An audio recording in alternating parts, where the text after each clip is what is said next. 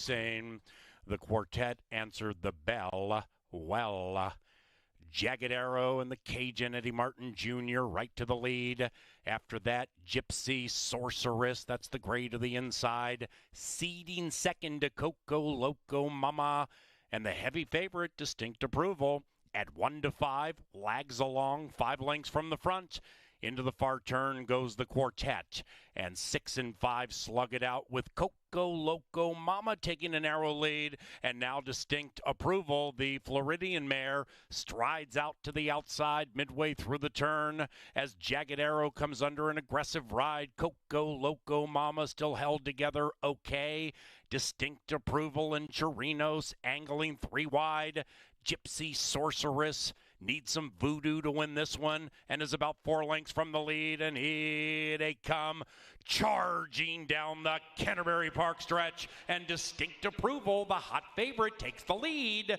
The Gypsy Sorceress is rolling into second and doing quite well late, but it'll be too late, and Distinct Approval, the people's choice, prevails at 1-5.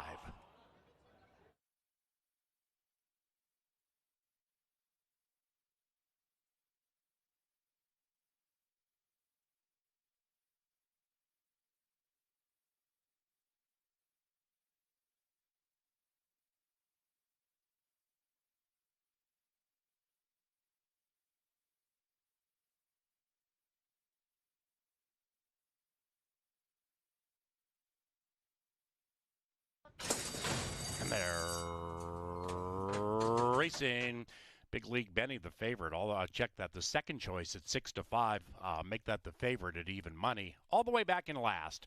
Meanwhile, Sebastian's Boy outbreaks the field, and My Time is about 7 lengths clear from the stablemate and in second.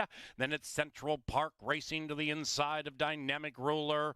Big League Benny and the rider who won 3 times last night next to the rail, about 7 lengths out of it. And up top, the speed battle between Sebastian's Boy and My Time intensifies into the far turn, and they are 2.5 clear from Central Park. Right behind that one is Dynamic Ruler, 6 lengths from the lead, and Benny's on the move on the inside, being shaken up hard, about 5 from the front. Up top, Sebastian's Boy and Juarez Jr. ceding the lead to My Time, and outside of that is Dynamic Ruler, and Dynamic Ruler's to the outside of Central Park with 3 in a line. Now Benny heads to the outside, about 3.5, 4 out of it, and up goes Central Park at 7-5, and Central Park has found a nice shady spot under a tree in the winner's circle. Central Park and Chad Lindsay winning it well. Photo for second went to Dynamic Ruler.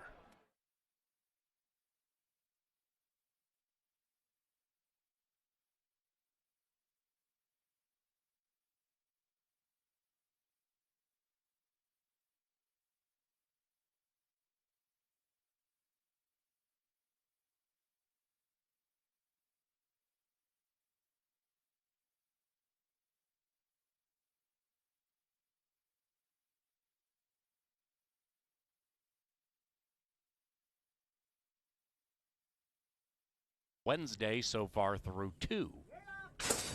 And they're racing. A Rose and Wine in search of 2 in a row pops out of the gate speedily, puts 1.5 on the field very nicely. It's nearly 2, but She Dialed Burrow flies up alongside that 6, and those 2 quarter horse into the far turn. Then it's Spurwink Lane, that's the 5 to the inside of In the Misty Moonlight, about 4 or 5 wide around the turn.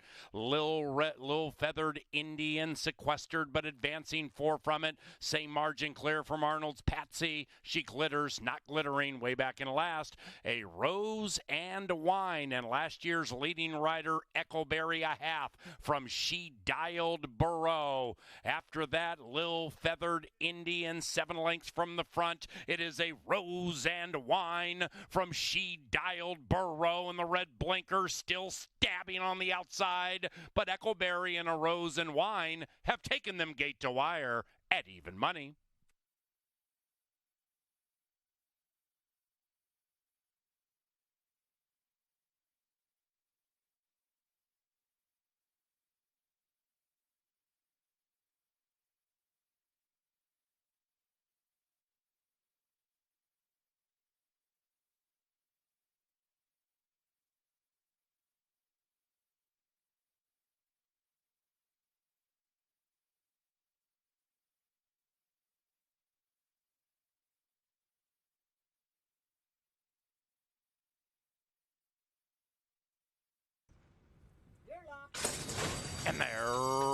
Racing. Pick 5 began splendidly for All But Awesome Pegasus. Rasmus off the layoff gets the jump on the field. Mrs. D's Concerto attaches to that one just to the outside. Then we come to Barracuda Heart. And Barracuda Heart about 2 lengths from a pretty slow early pace. Outside of that is Shay's Glory. And one pulling out of the race, number 4, Awesome Pegasus, out of the race into the far turn. The quartet rambles, and it's Rasmus ambling. Rasmus leads it from Mrs. D's Concerto, shoved on hard by Ruben Fuentes. Likewise for Shay's Glory, and after that is Barracuda Heart and Quincy Hamilton, 10 out of it. And they head for home, and blowing the turn is Mrs. D's Concerto, now making Rasmus's lead 8, where it was 5. After that is Shay's Glory and Barracuda's Heart, but Rasmus wins with Miss Lori Beeler at 1-5. Rasmus is home and cooled out.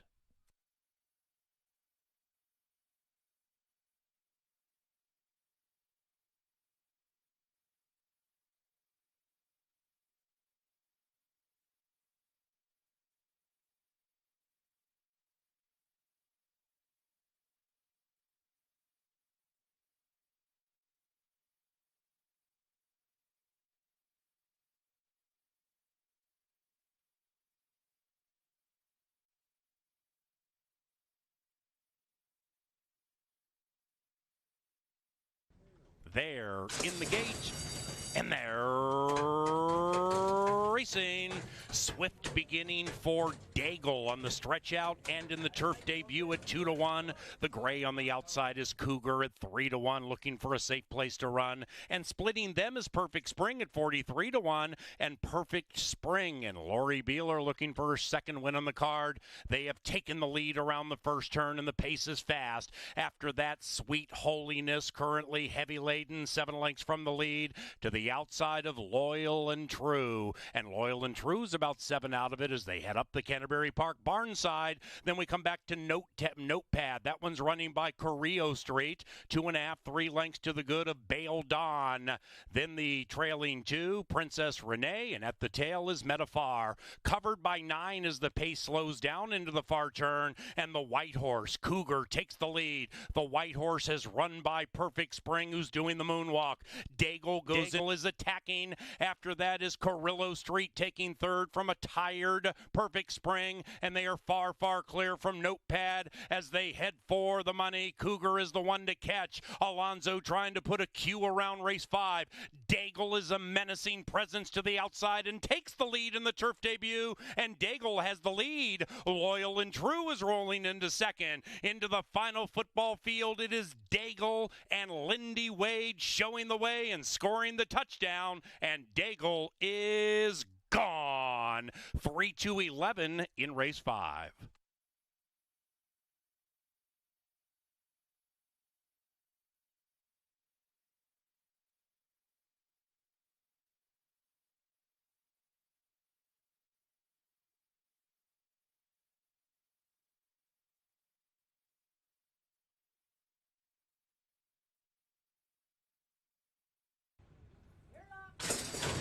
And they're racing, and they've broken a line. Calculated Risker pops nicely from the center. Now on the inside, May We All is in search of that early lead around the turn. And meanwhile, number 4, Calculated Risker has been overtaken, and overtaken by My Cowboy, who zips away by 1. Then we come back to CHJ. That one's now in second.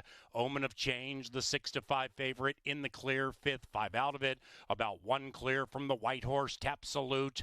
And in last is Chest Candy, bouncing along 8 lengths from the lead. Up the barn side they go with 4.5 to travel, and My Cowboy and Alonzo Quinones have settled into a nice 2-length lead, and they're doing it sole alone. We have Lone Speed in race 6 in the shape of the 6. My Cowboy. Moving up into second is May We All. That one is to the inside of Calculated Risker. Omen of Change is on the move, taking a trip on the wide side. That's the favored 3, moving up to the outside of of calculated risker. Meanwhile, Q still has a snug hold on this speed. My Cowboy looking to wrangle in all the money. Everybody else is shaken up. After that, we have the 7 CHJ losing ground rapidly right in front of Chess Candy. And the one in last is Tap Salute, and they're coming home now. It's Omen of Change. Omen of Change to the outside of My Cowboy, who fights back diligently. May we alls to the inside after that calculated risker. My Cowboy eyeballed this favorite and said no, and heads right to the winner's circle. 6-3-2 in race 6.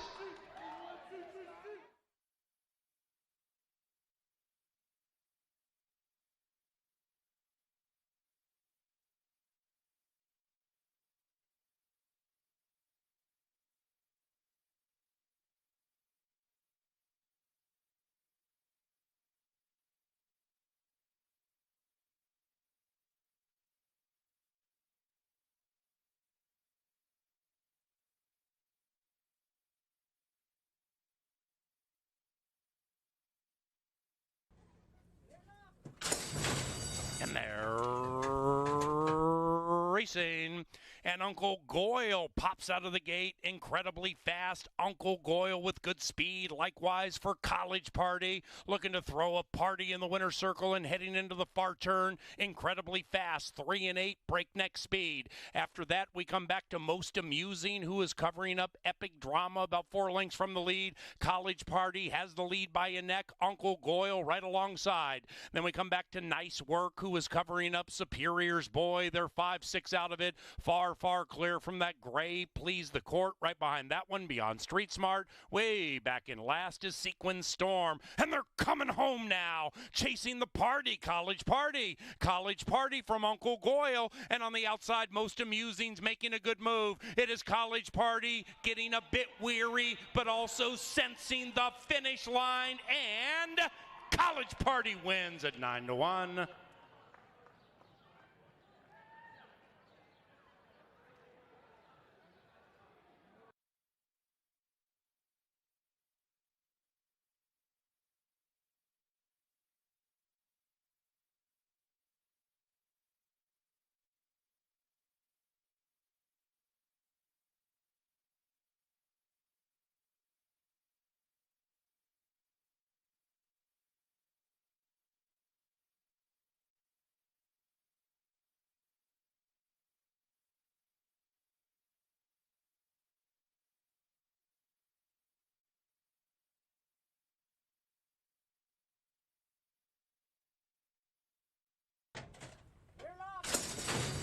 And they're racing in the 8th and final Wednesday at Canterbury Park. And like a bluebird, Beautiful Babe comes soaring out of the gate in search of that early lead. But now Danzig Star flashes good speed, and 3 and 4 go nose to nose. It's Danzig Star leading it now by half a head. Then back in third is Timber Lady to the outside of Haven's Joy. And the one in last is Brookside Belle, 5 covered by 6. And they have 4 to go. And the pace battle between 3 and 4 continues to not give much inside Danzig Star. Outside of that is Beautiful Babe.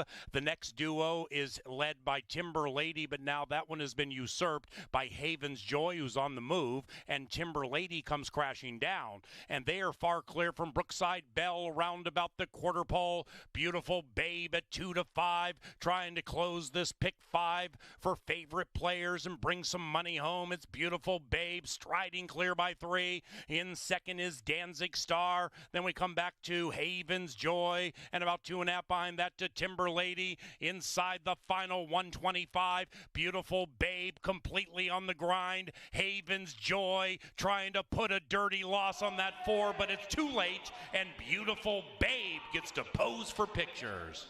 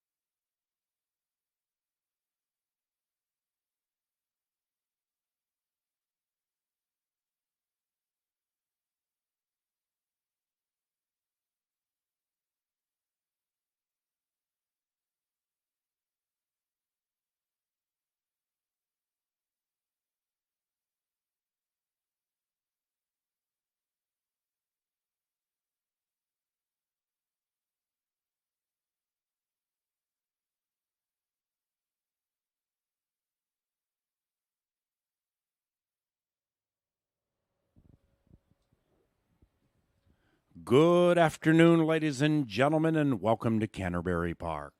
3 stakes races today, a pick 6 carryover, and per usual, a pick 5 with a nation low 10% takeout. We have a bunch of scratches due to these sloshy conditions, and they begin in race 1. The first race, off the turf, distance fine. Scratch numbers 2 and 5. With the scratches of 2 and 5, we have no show, trifecta, or superfecta wagering in race 1. In the second race, number 4, Drop the Gloves, is picked up by Kelsey Haar. Scratch number 5, Sharp Art. No superfecta wagering in race 2. The third race is clean. Sloppy main track off the turf, third race clean. Now, the fourth race is the $50,000 Brooksfield Stakes. It is off the turf.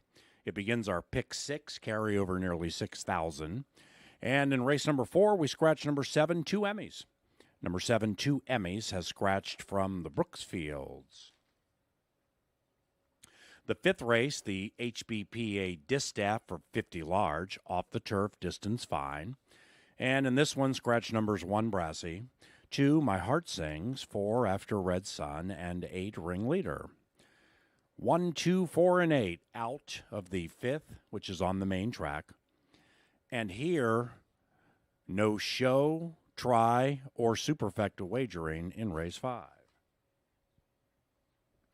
Race 6, the Honor the Hero Sprint, 50 large. This heads to the main track. Scratch numbers 2, Chess Master, 5 Rajeb, 8 Huey Attack, and 11 Mr. Banjo Man.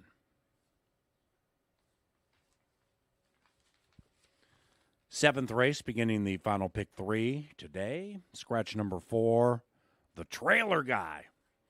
Race 7, scratch number 4, The Trailer Guy. Eighth race comes up clean to begin Dr. Dan's late double. Likewise for the ninth, Dr. Dan's double D, clear of change. Analyst Brian Aragoni will walk you through pick 6s and pick 5s and the card at Canterbury coming up shortly. Meanwhile, welcome to the show.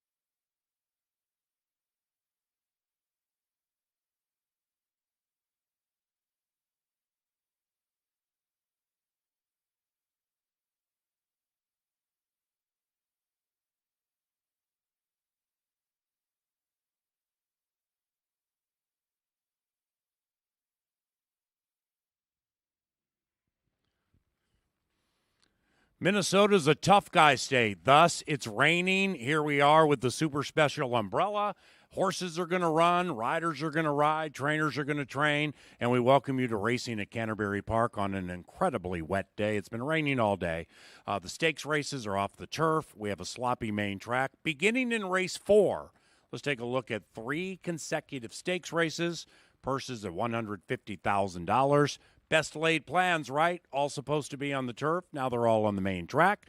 And race number 4, the Brooksfields, begins the $1 pick 6. And we have a carryover of nearly $6,000 there. So find a blanket, find some popcorn, sit back, watch YouTube/Canterbury. If you're here at the track, best of luck to you. Have a great evening. And let's go to Brian Aragoni in the Dark Star press box and handle some wet track handicapping. Mr. B.A., the world's biggest Minnesota Wild fan. Good afternoon. Good afternoon, Mr. Allen. After 25 years, the man is still willing to go out there, stand in the rain on this beautiful May day here at Canterbury Park. An excellent card was scheduled. Now, we are off the turf, which is unfortunate. 3 stakes races scheduled to be on the turf. However, I thought the races remain relatively challenging. There's plenty of scratches, but the races still do look competitive. They may be a little bit shorter on numbers, but the intrigue is certainly still there, and we will make our debut today at Canterbury Park, something that I know I've never been a part of, and even after with Paul being here for 25 years, I don't think we've ever been a part of America's Day at the Races. Canterbury going to be streamed on FS2 for the first time that I can remember here, races 1 through 6. So a big welcome to everyone tuning in on FS2 as well to watch our races today and watch 3 stakes races. Excellent races. Despite being off the turf, I still think they're incredibly challenging, maybe even more so on the main track now. We do have that carryover in the pick 6, a beautiful shot of our well-manicured paddock here at Canterbury Park. You can see the rain is likely to continue all day long. A beautiful high temperature of about 46 degrees here at Canterbury Park. We're 14 minutes away from the opener. Do make note, we've got some rider changes along with some scratches as well along the way. I'll try and go over those, as well as Angela Herman, who will be the track host all night long. Scratch number 2 and 5 out of race number 1. We're just a couple minutes away from race number 1. Race number 2 will kick off that 50-cent pick 4, and then you won't want to miss the $1 pick 6 today. All the hype has been around this pick 5. However, the pick 6, more challenging, oftentimes better payouts. Nobody's been able to hit the pick 6 frequently on a nightly basis, and it results in carryovers. There's already almost $7,000 in the pool for the taking, and it begins in race number 4. Maybe with some of those scratches, you can find a way to get a reasonable ticket in and take some of that money that's left over from last night. We're just 13 minutes away. The rain coming down, turf off, track listed as sloppy. Stakes action coming up shortly. Good luck.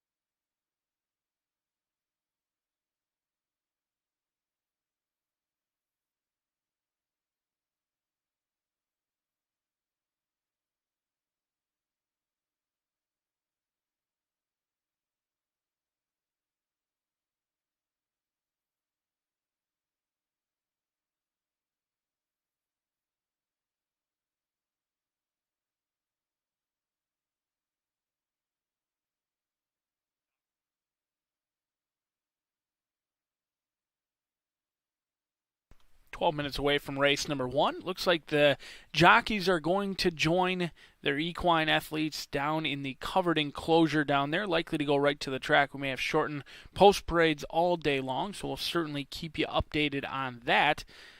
but we're just 11 minutes away now. Scratch number 2 and 5 only leaves us with a quartet set to go 1 mile in here.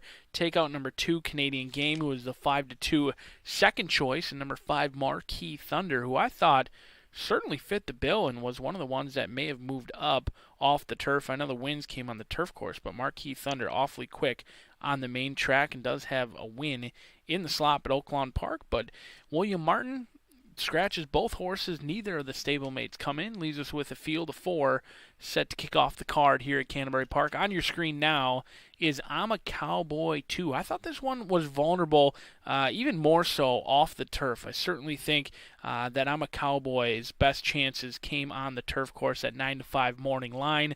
Certainly changes when things come off the turf, but I'm a Cowboy 2 has tried the sloppy track 3 times, has yet to hit the board, and has tried dirt 13 times and is yet to win. So we'll see if that can change today. 5-2 on the board. You're looking at Flip the Coin Jan. Flip the Coin Jan taking a jump up in class. Another who hasn't hit the board very often. Only 5 starts the last 2 years. Hasn't found the trifecta in those 5 starts. Most of them coming against much tougher at Santa Anita, but does take a class jump in here. Has been a popular claim as well. We'll see if the son of Trap Shot can get the job done. Does look well in the walking ring, showing good muscle despite off of a brief layoff, and has an excellent workout on May 18th. 4-1 on Flip the Coin Jan.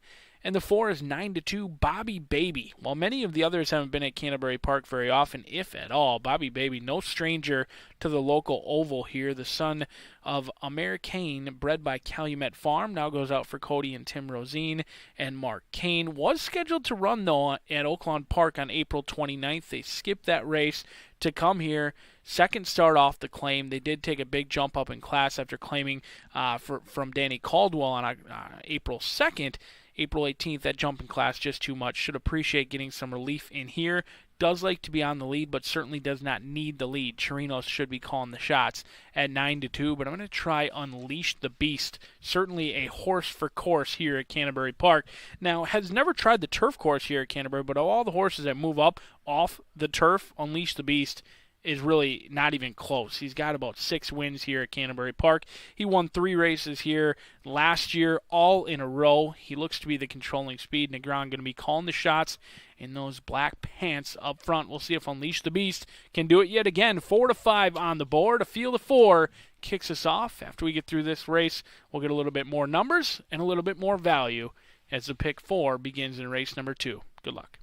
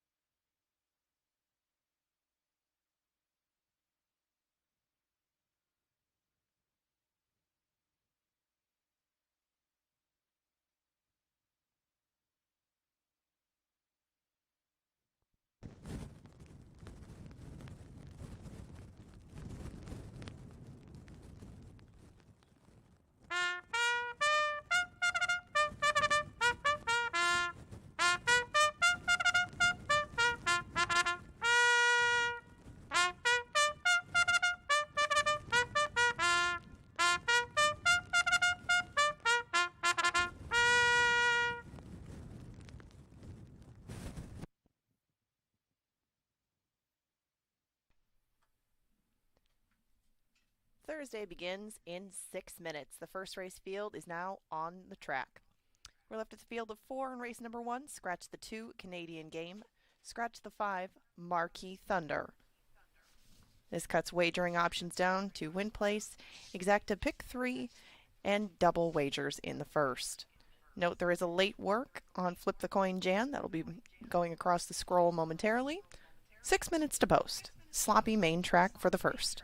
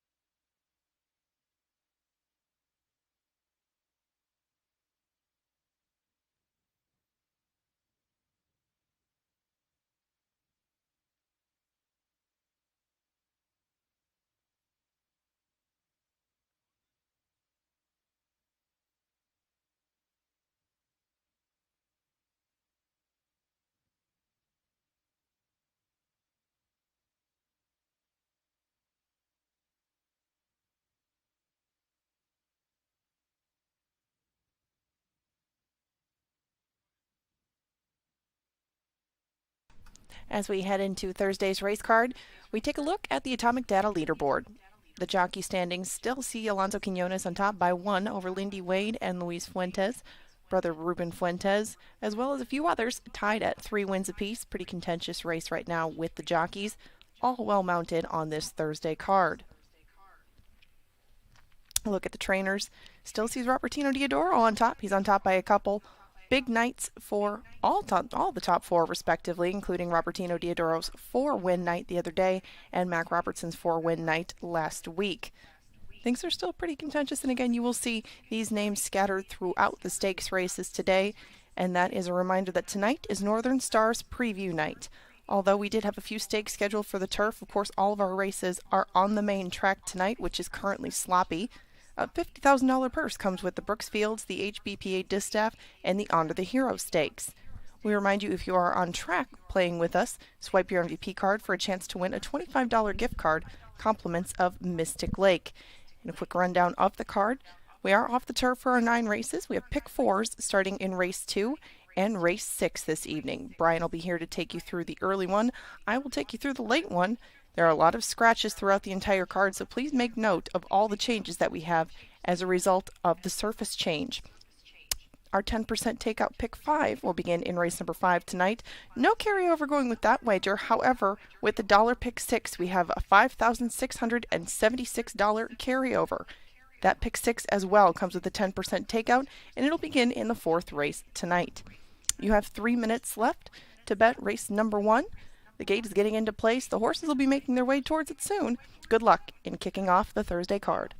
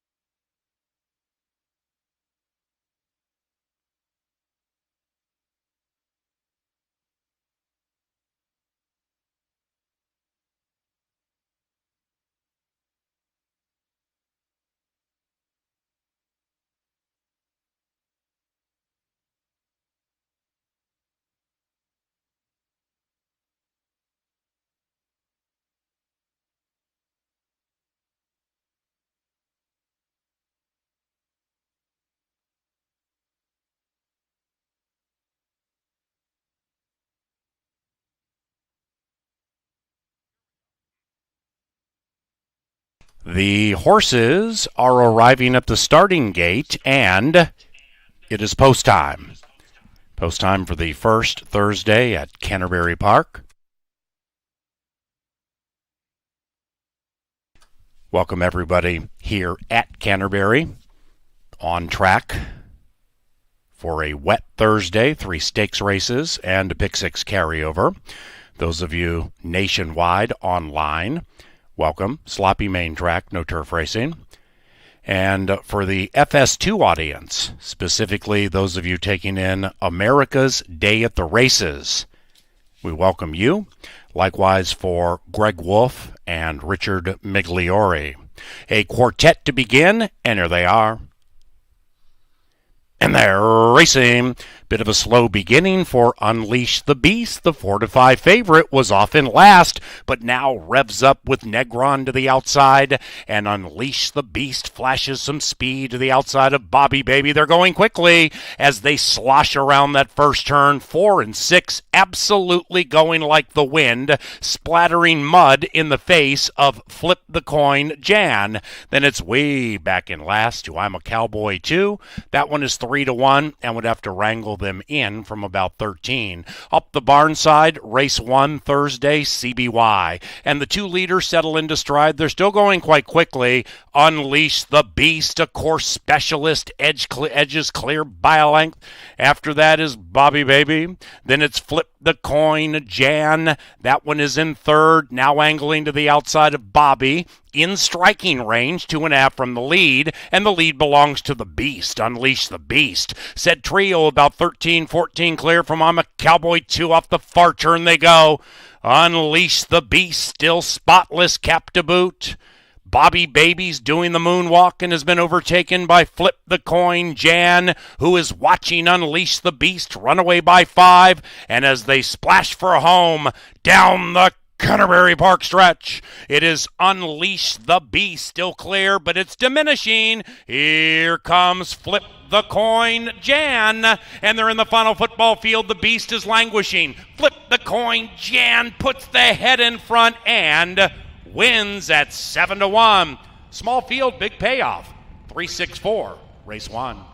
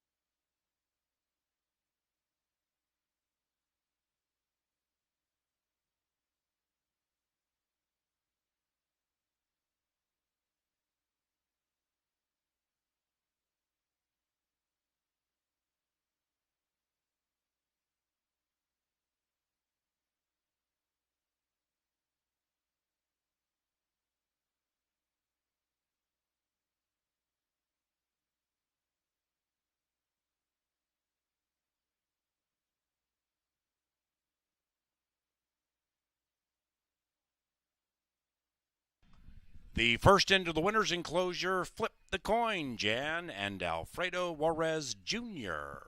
The winning owner is Linda Idell, and the winning trainer, Carlos Moreno. 137.88 the running time.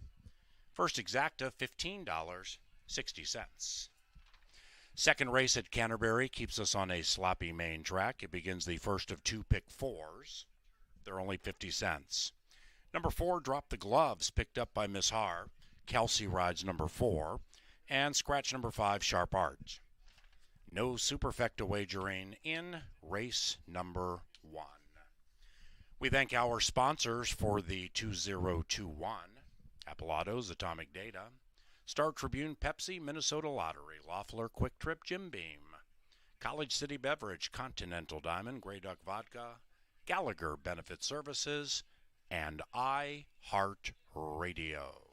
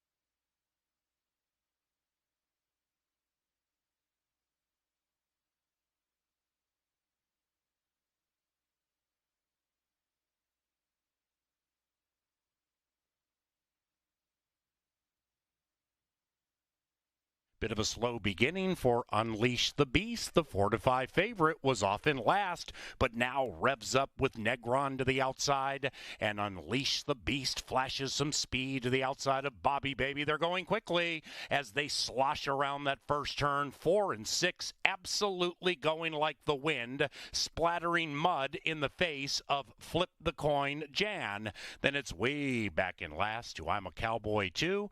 That one is 3-1 and would have to wrangle them in from about 13. Up the barn side, race 1 Thursday, CBY. And the 2 leaders settle into stride. They're still going quite quickly. Unleash the Beast, a course specialist, edges clear by a length. After that is Bobby Baby. Then it's Flip the Coin Jan. That one is in third, now angling to the outside of Bobby. In striking range, 2.5 from the lead, and the lead belongs to the Beast. Unleash the Beast. Said trio about 13, 14 clear from I'm a Cowboy 2. Off the far turn they go. Unleash the Beast, still spotless, cap to boot. Bobby Baby's doing the moonwalk and has been overtaken by Flip the Coin Jan, who is watching Unleash the Beast run away by 5. And as they splash for home down the Canterbury Park stretch, it is Unleash the Beast, still clear, but it's diminishing. Here comes Flip the Coin Jan, and they're in the final football field. The Beast is languishing. Flip the Coin Jan puts the head in front and wins at 7-1. Small field, big payoff. 3-6-4, race 1.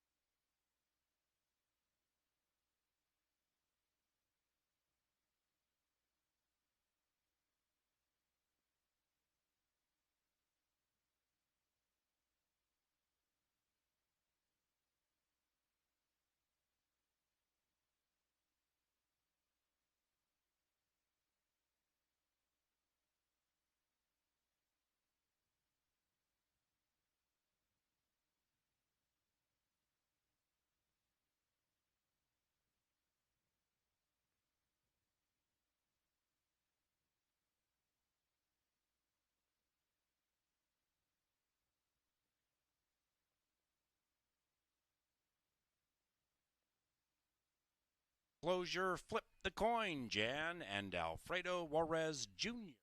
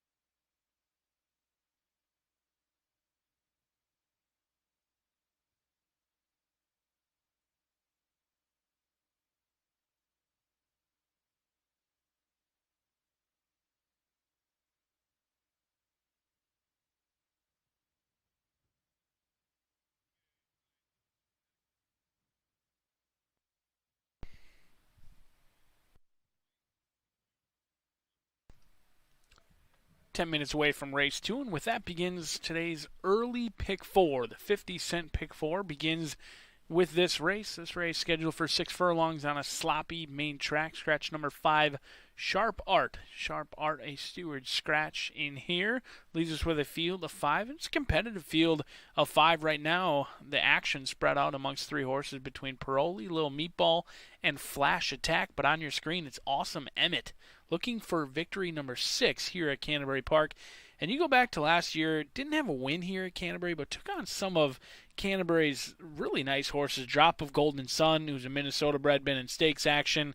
Cave Run has had plenty of success, not only at Keeneland, but also at Oaklawn. Summer Revolution, Creative Art, who's been a beast down at Turf Paradise as well. So Awesome Emmett certainly tested last year, but getting up there in age, certainly at the age of 8, we'll see if Awesome Emmett can fire back to his youthful days. 5-1 on the board, as we did see a long shot in race number 1. 7-1 was the price. Small field, long payout in there. But I'm going to try Paroli. This is actually the hammer time of the day. I love this horse. If we were going to be on a fast main track, not as confident on a wet track. Bred to love the slop. Didn't really produce all that much in the one career try on a wet track. But Paroli broke incredibly slow last time out, had a huge gallop up, and he's usually sitting awfully close. So I was surprised that this horse broke so slowly last time out and did run very well for the Metsons last time out. They certainly deserved a better fate against a very nice horse in Mr. Benz, and I expect Paroli to be up close today. 9-5, the hammer time of the day.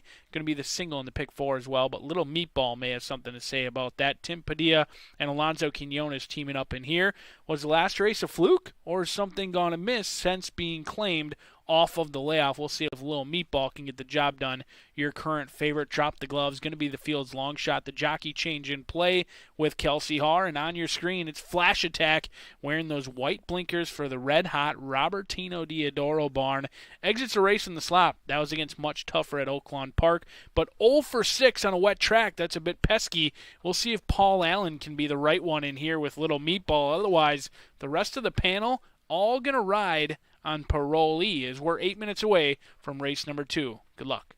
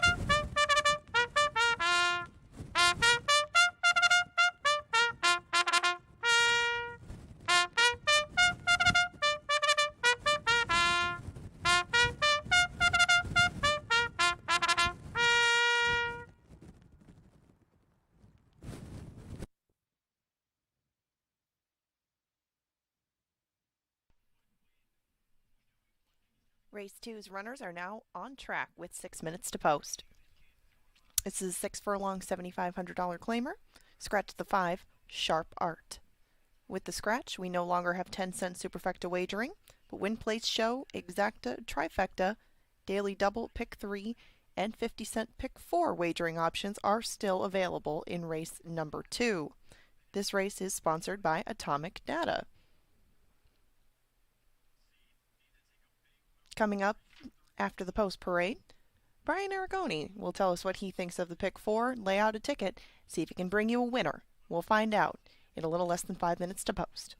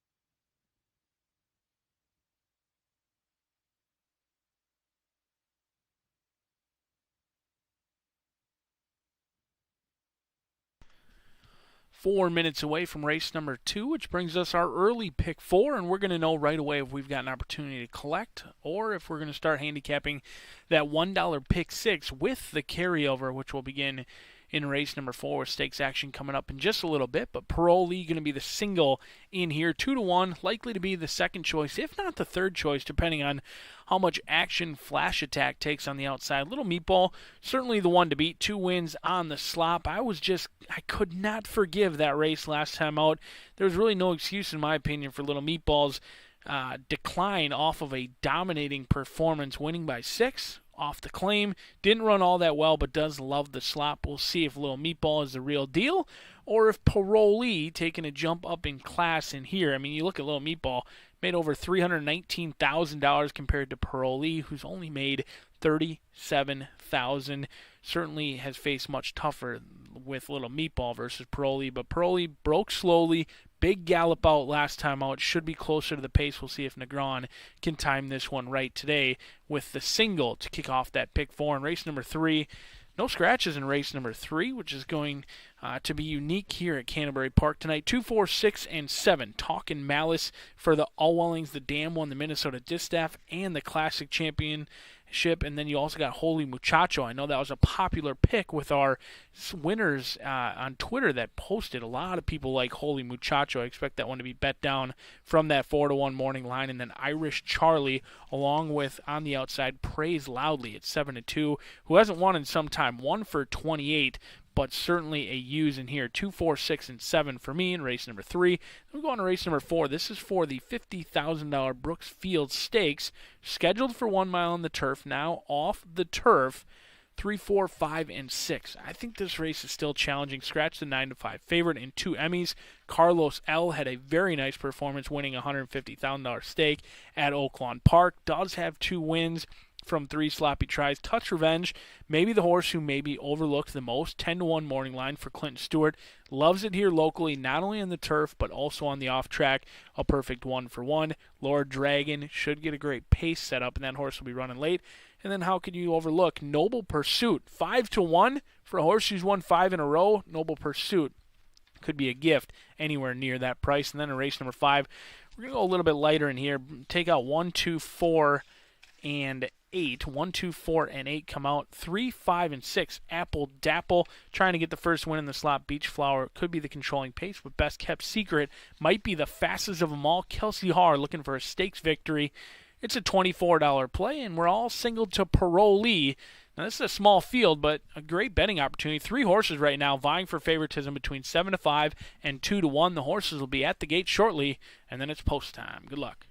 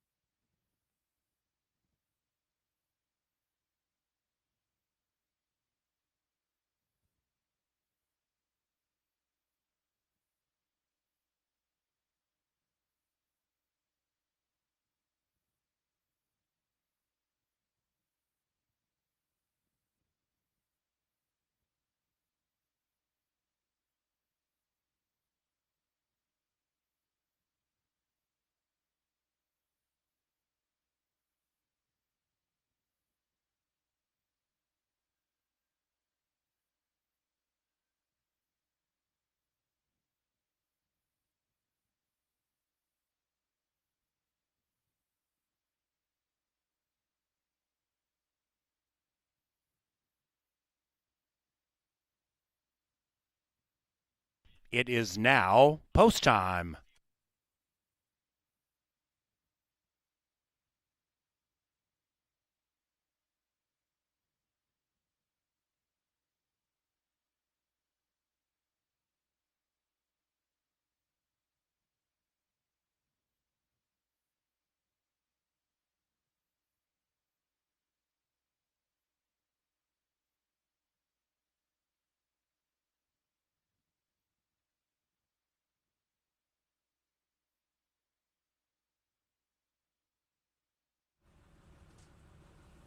In line, The second, courtesy of Atomic Data, the preferred IT solutions provider of Canterbury Park. Little Meatball and Flash Attack, each 9 to 5.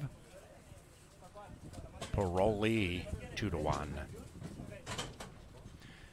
Negotiating a sloppy main track at Canterbury Park. And once again, we thank FS2 and America's Day at the Races for picking up our product today for this sloppy main track. And they're racing, and they've broken a line. Drop the Gloves, looking to deliver a knockout punch at 21 to 1. Drop the Gloves right to the lead, joined by Awesome Emmett. The riders looking to sweep the first double. After that, we have Parolee moving up into third. That's the 2. And that one's to the inside of Flash Attack. Lil Meatball shoved on about 7 lengths from the lead, beginning to advance a bit, but the trailer, Lil Meatball, being worked on hard by Alonso Quinones into the far turn. And number 1 is number 1. Awesome Emmett tugs them along by a neck. Parolee is being pushed on hard by Negron, and outside of that is Flash Attack looking to flash and splash onto the scene.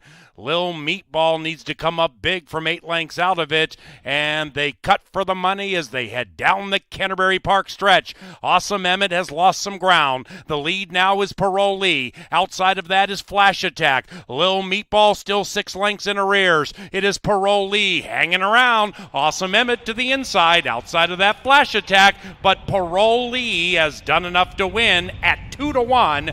It's 2-1-6.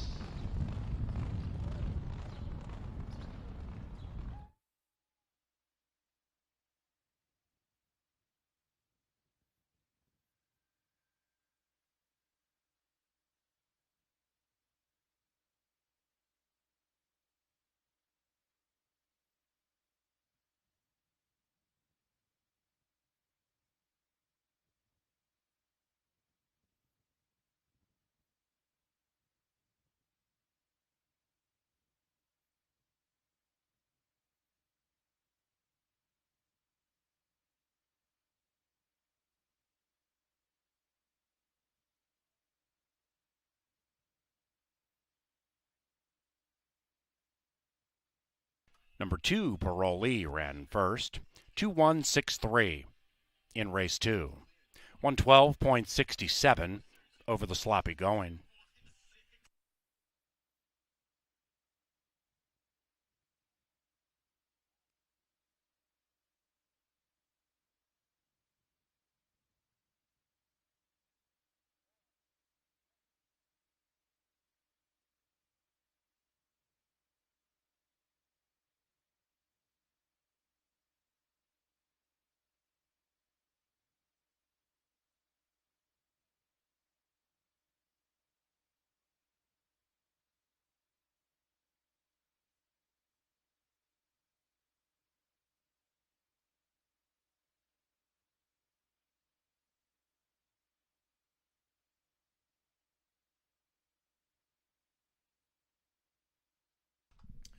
Ladies and gentlemen, we had a claim in race number 2. The winner, Parolee, claimed for $7,500 by Steve Keplin Jr. and owner Waylon Delorme. Keplin Jr. tags the winner for Waylon Delorme.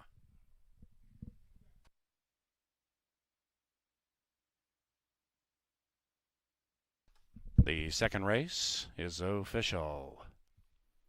Exacta 1320, trifecta 1515. First double today, 25 to 1 on your money.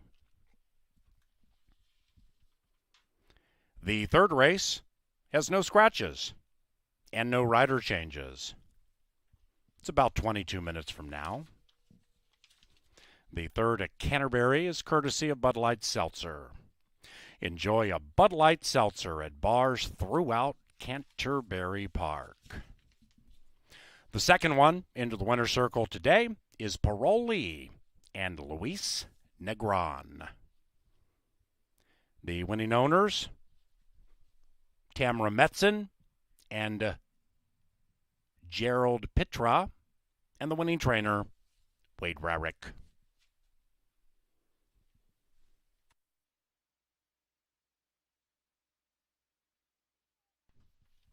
Thank you sponsors, including Atomic Data, Bix Produce, and Choice Electric.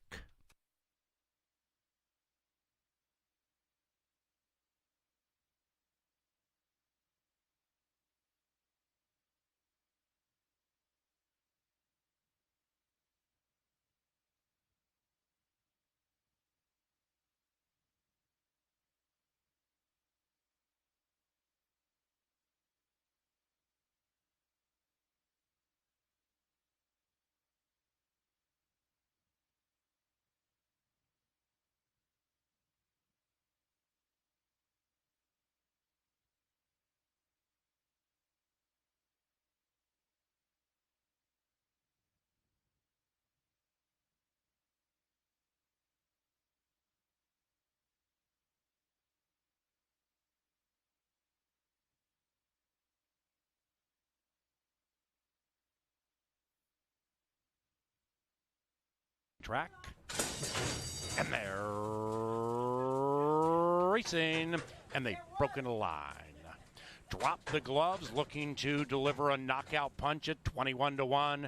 Drop the gloves, right to the lead, joined by Awesome Emmett. The riders looking to sweep the first double.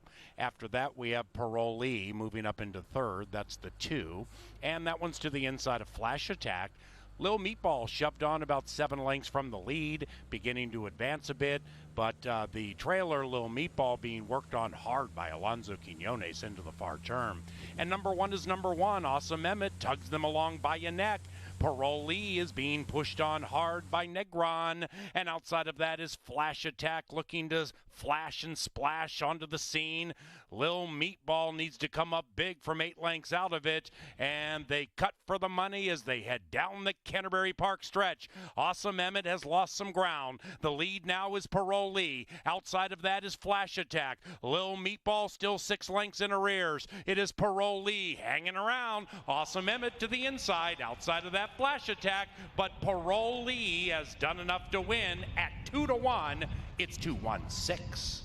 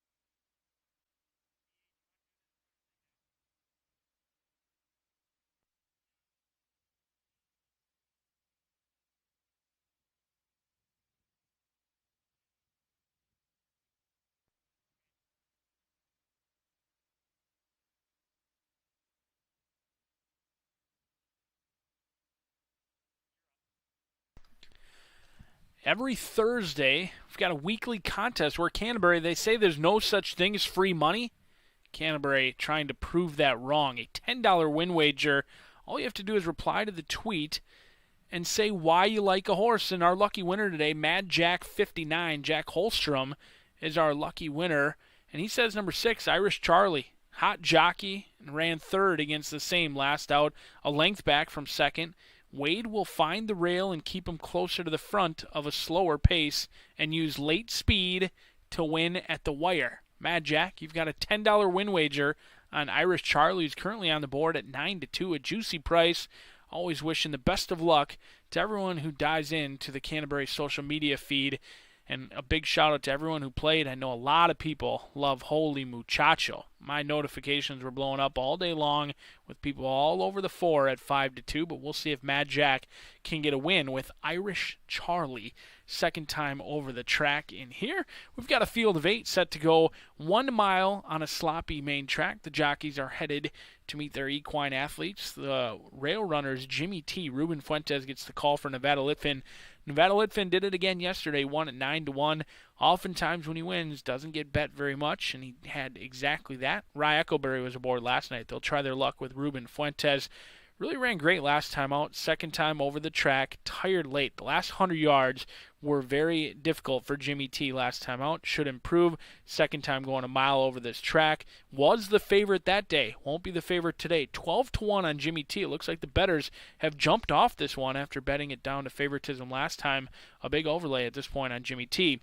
The 2 is Talking Malice for the Olwellings, taking a drop in class, and here the Dam talking about was successful at Canterbury Park. In fact, the Dam won the Minnesota Distaff along with the Classic Championship here at Canterbury. We'll see if Talking Malice can do her mom proud and do his mom proud, and get a win in here at 3-1. Eddie Martin aboard. Flanagan is 29-1 at this point. Luis Valenzuela getting the call for Mike Bollinger. He got his first win of the meet. Hopeful that he can have many more and a successful meet here at Canterbury Park, but it didn't take him long to get his first win. He did so at 1-5. Now he's going to try and do so with a long shot in here, 30-1 on Flanagan. But if my Twitter feed is right, Holy Muchacho is going to go off as the favorite, 5-2 right now.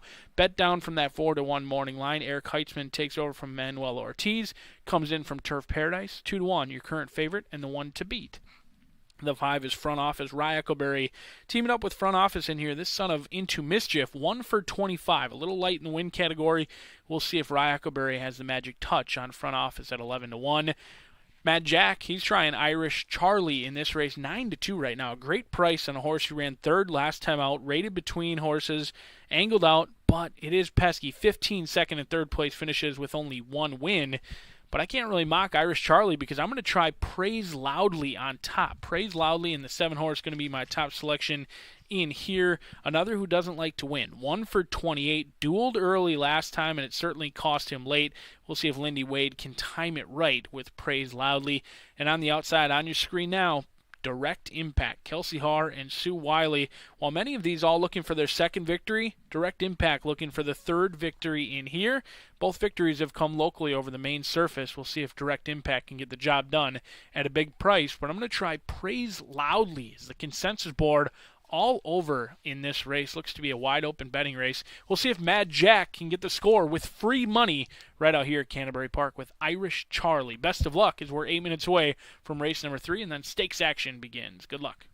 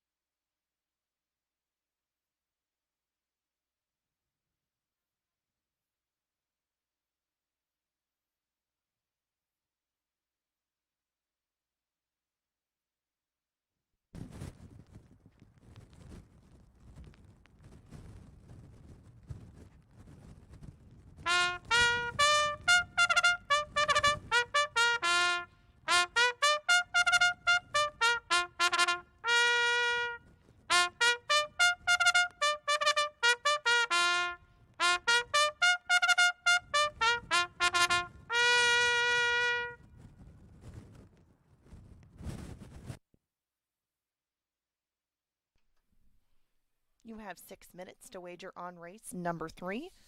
A full field for race number 3 as well. You stay on the main track and go 1 mile in this $5,000 claimer.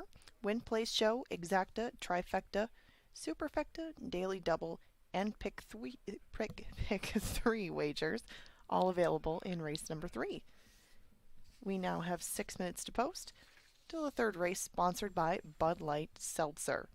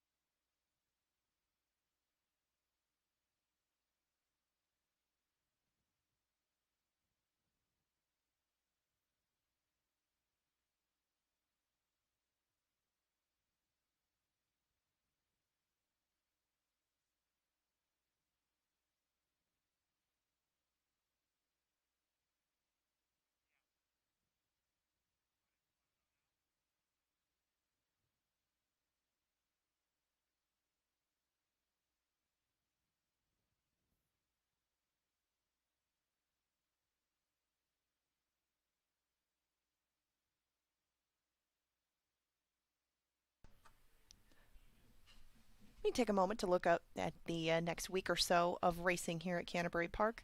Note that we do have a couple of additions to our racing schedule other than the normal Tuesday, Wednesday, Thursday that we've been running for a couple of weeks. Sunday racing returns on Sunday, May 30th. That will be our first family day of the season, beginning at 1 p.m.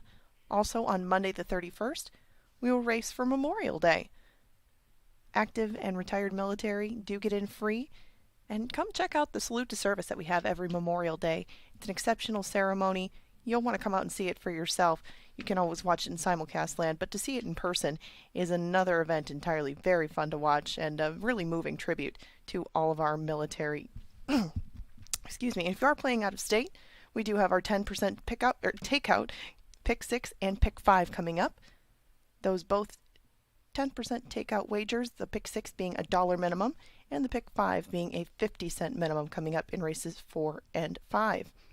If you'd like to get involved with the contest play here at Canterbury, we of course have our super satellites every weekend, $10 entry, that can eventually feed you into our Big Ten Breeders' Cup Betting Challenge contest at the end of the summer. That's right, we're giving away a lot of seats to the Breeders' Cup Betting Challenge. You'll have to earn your way in. You can buy your way in, but it's a lot more fun to make your way up through the satellite system. If you'd like some more information on our contests, head to the club level information booth, talk to T-Pop or talk to Jeff Madej. Both of those two, the captains of our contest play, and they can tell you more about getting involved and getting your way out to the Breeders' Cup Betting Challenge. We now have 2 minutes to post. Your 2-to-1 favorite is Holy Muchacho. You have 2 minutes to bet this. They're making their way to the gate soon.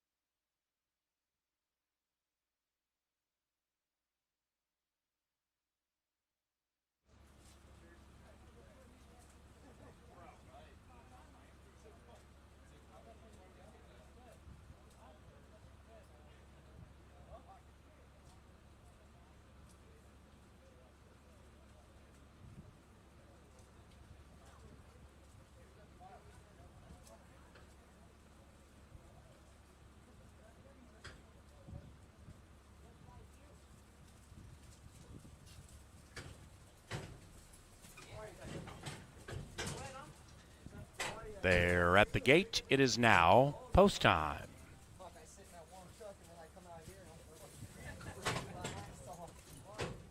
The third race at Canterbury Park. Sloppy main track. Riders negotiating the wet going. FS2's Richard Migliori won a couple of stakes races at least on sloppy tracks. At Aqueduct, the fall highway handicap in 99 aboard Richter scale, and in 2006, Afrashad for Godolphin. Richard Migliori and Greg Wolf hosting America's Day at the Races on FS2, and they're carrying the first 6 from Wet Shakopee. And they're racing. Front office right to the front. Front office 15-1. Very good early speed, and with a nice crossover, safely gets down near the inside, racing in path 2. After that is Jimmy T, and Jimmy T, the one horse, gets to the outside of that 5 as they negotiate the turn, and the pace picks up with Praise Loudly and Lindy Wade from 3rd to 2nd, joining the lead as they splash up the Canterbury Park barn side. Then we come back to Talkin' Malice trying to cause a ruckus from 5 out of it. Outside of that is Irish Charlie, 5.5 to the good of Holy Muchacho. Then it's Direct Impact along with Flanagan. They're 12 lengths from the speed. And with 3.5 furlongs to go, front office and Eccleberry, the 2020 champion jockey at Canterbury, 16-1, still slug it out. Praise Loudly is next. Jimmy T 3 wide.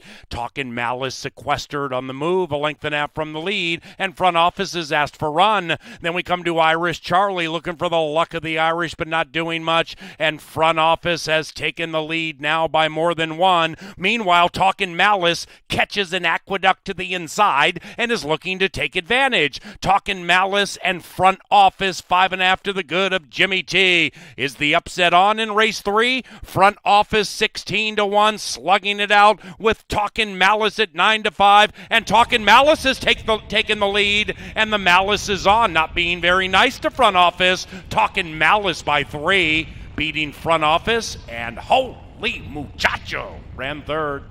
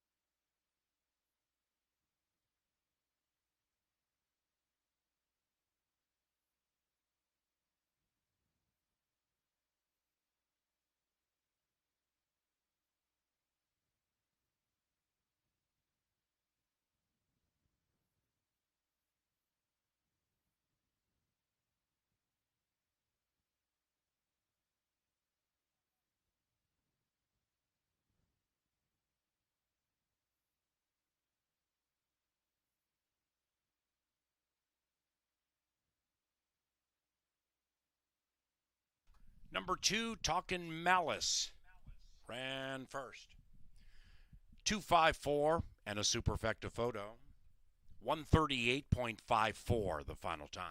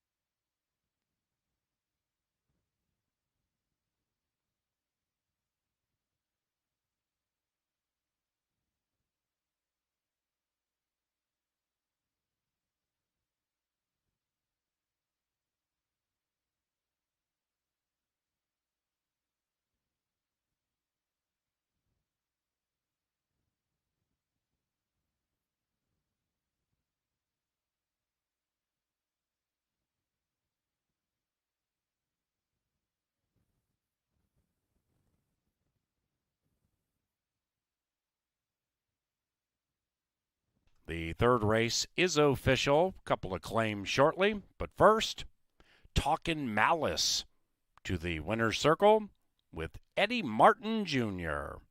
The winning owners, Al and Bill Allwelling, and the winning trainer, Gary Shear. 42.70 for that exacta. Trifecta, 93.30. Chalk all evens. Superfecta, 68 and a quarter. Two's wild in the most recent double, 11 and change. First pick 3, 51.75. Number 2, Talkin' Malice, claimed for $5,000. The winner was claimed by trainer Benny Woolley Jr. for James Masick and Scott Bean. And number 4, Holy Muchacho, claimed by Oscar Flores for owner Danny Caldwell.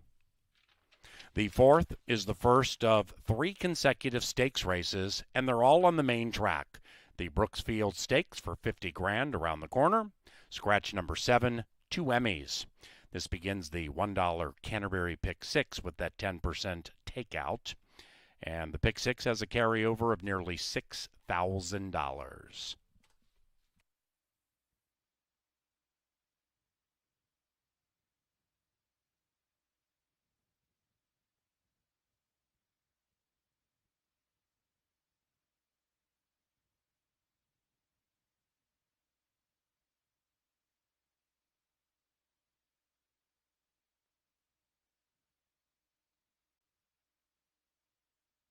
Racing. Front office, right to the front. Front office, 15-1. Very good early speed, and with a nice crossover, safely gets down near the inside, racing in path 2. After that is Jimmy T, and Jimmy T, the one horse, gets to the outside of that 5 as they negotiate the turn, and the pace picks up with Praise Loudly and Lindy Wade from 3rd to 2nd, joining the lead as they splash up the Canterbury Park barn side. Then we come back to Talkin' Malice. Talkin' Malice trying to cause a ruckus from 5 out of it. Outside of that is Irish Charlie, 5.5 to the good of Holy Muchacho. Then it's Direct Impact along with Flanagan. They're 12 lengths from the speed. And with 3.5 furlongs to go, front office and Eccleberry, the 2020 champion jockey at Canterbury, 16-1. Still slug it out. Praise Loudly is next. Jimmy T 3 wide. Talkin' Malice sequestered on the move, a length and a half from the lead. And front office is asked for run. Then we come to Irish Charlie looking for the luck of the Irish, but not doing much. And front office has taken the lead now by more than 1. Meanwhile, Talkin' Malice catches an aqueduct to the inside and is looking to take advantage. Talkin' Malice and front office, 5.5 to the good of Jimmy T. Is the upset on in race 3? Front office, 16-1, slugging it out with Talkin' Malice at 9-5. And Talkin' Malice has taken the lead, and the Malice is on, not being very nice to front office. Talkin' Malice by 3, beating front office, and Holy Muchacho ran 3rd.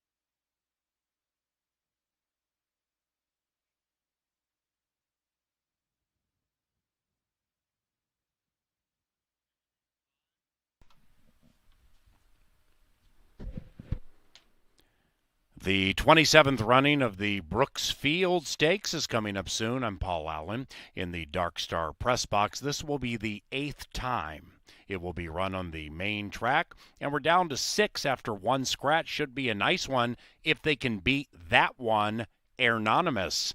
Here is Aeronymous winning the Black Gold at Fairgrounds. Now, that's on the turf. We're sloppy here. This is a Cox trainee. Aeronymous won the Black Gold, took all the Texas Tea at Fairgrounds. 5-2 right now. Carlos L., co-owned by former hockey star Eddie Olczyk. At Touch Revenge, won a big stake at Canterbury. What a humdinger this one's going to be, Brian Aragoni.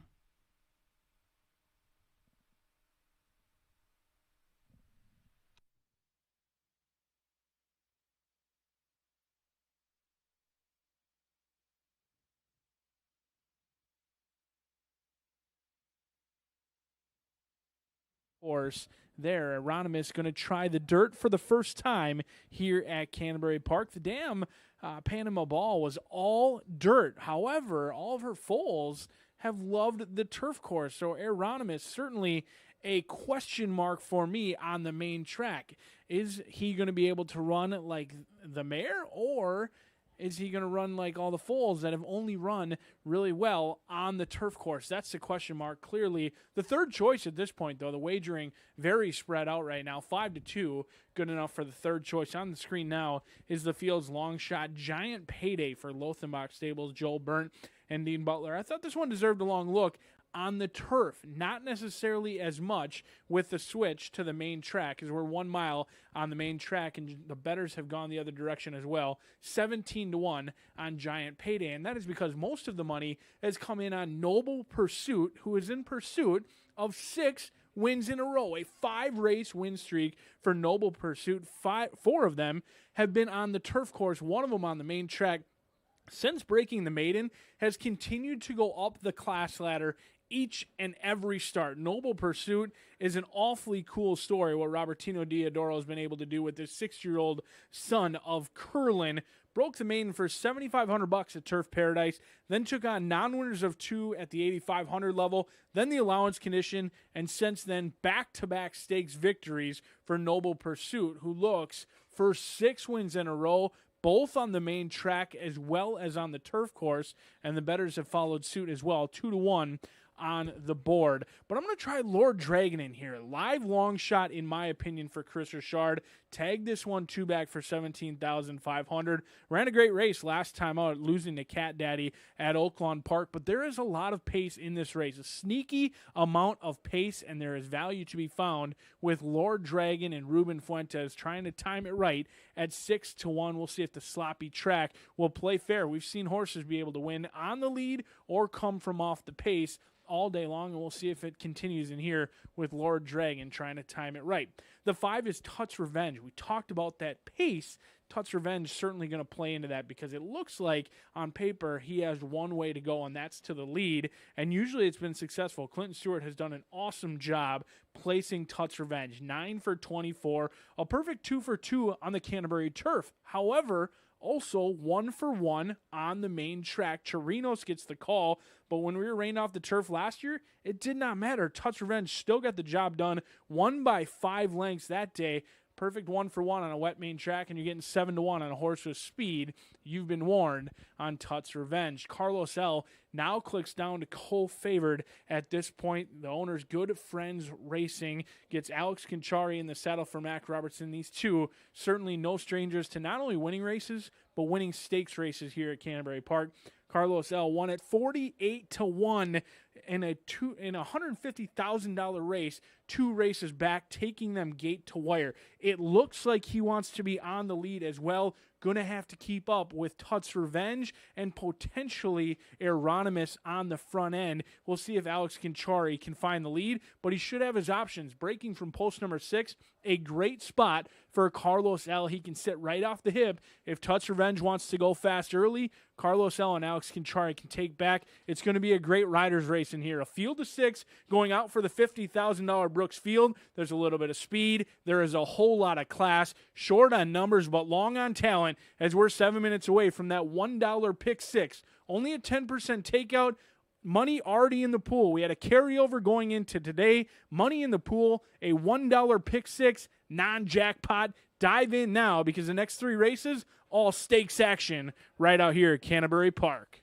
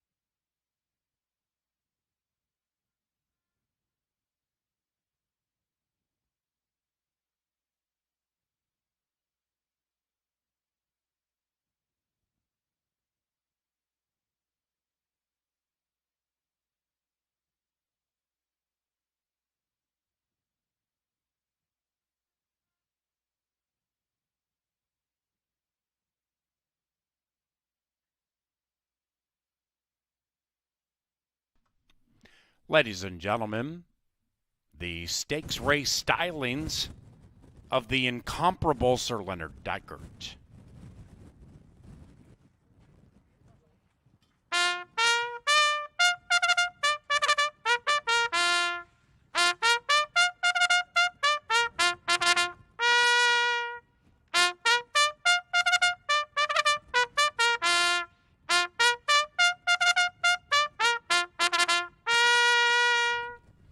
They are walking onto the sloppy main track for the 27th Brooksfield Stakes, and here they are.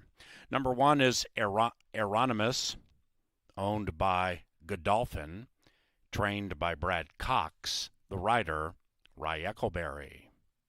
Number 2 is Lothenbach Stables, Giant Payday, started by Joel Burt and ridden by Dean Butler, who has won this race 3 times.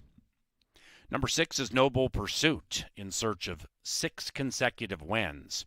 That's number 3, looking for 6 consecutive wins for trainer Robertino Diodoro, the rider Lindy Wade for Desert Sun Stables. Now the 4, Lord Dragon and Ruben Fuentes. Lord Dragon is owned by Jason Totteram, the trainer Chris Richard. Clint Stewart trains number 5, Tut's Revenge, winner of the 2020 Mystic Lake Mile. Tut's Revenge is ridden by Roy Mascherinios, owned by Claim to Fame Stable, and the trainer Clint Stewart. Mac Robertson trains number 6, Carlos L. Carlos L. is owned by Good Friends, the second, and ridden by Alex Conchari. A 6-pack for the 2021 Brooksfield Stakes, a race we did not run last year, and will be run on the dirt track for the 8th time in the history of the race. It's 3 minutes from now.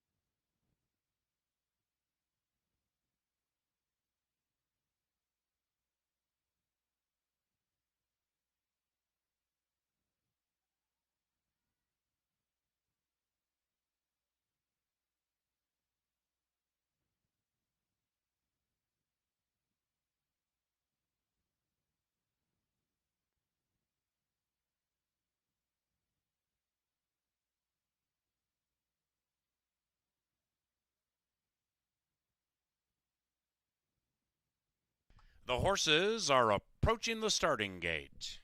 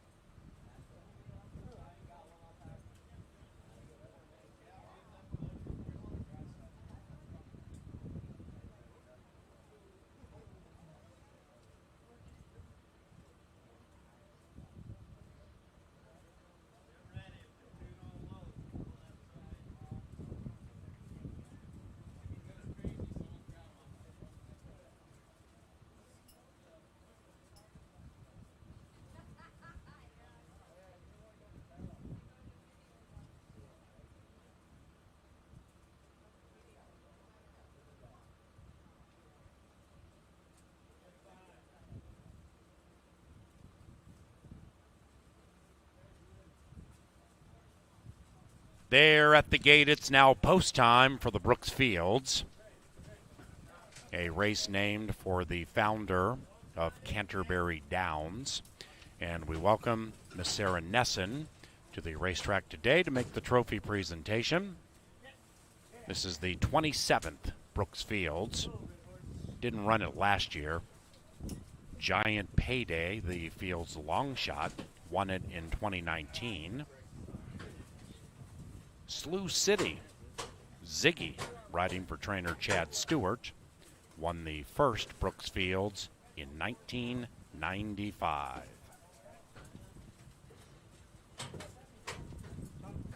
Carlos L, 2-1. Hieronymus, the Cox Charge, 3-2 and favored. Here is Tut's Revenge, winner of the 2020 Mystic Lake Mile, 5-1. And Carlos L, wearing the Good Friends colors. Conchari won a stakes race with this guy at Oaklawn. Here they come for the Brooksfield Stakes. And they're racing. Not a great beginning for Noble Pursuit at 5-1. He'll have to win 6 in a row from last. Hieronymus flies through on the inside to grab the early lead in the Brooksfields and is joined by Tut's Revenge, and they are 1.5, maybe 2 clear from Carlos L as they corner. 5 after that to Giant Payday, who never has won on the main track, and now he's 7 lengths from the lead because 1 and 5 are absolutely flying. Right behind them, Carlos L as they head up the barn side. Then we come to Lord Dragon, looking to earn his claim to fame in a stakes race from 10 out of it, and about 5 clear from Noble Pursuit. This one splashes along in search of 6 consecutive wins, but far out of it. They have a half mile to go in the $50,000 Brooksfield Stakes, and we have 3 astern. Hieronymus secures the inside, and next to that one is Tut's Revenge. Carlos L being niggled at by Conchari, and now is 1.5, 2 back as 1 and 5 cut clear, and they are far clear from Lord Dragon. After that, Giant Payday, and not 2 day for Noble Pursuit. They have a quarter of a mile to go in the 27th Brooksfield Stakes, and Hieronymus and Tut's Revenge are locked in battle as they head for home. Carlos L has dropped out of it. In third is Lord Dragon making a move into the final furlong. Hieronymus. Outside of that is Tut's Revenge. Here's Lord Dragon earning his claim to fame in a stakes race. Hieronymus, Tut's Revenge. Ooh, it's very tight late. It's Lord Dragon ruling over the Brooksfields for now.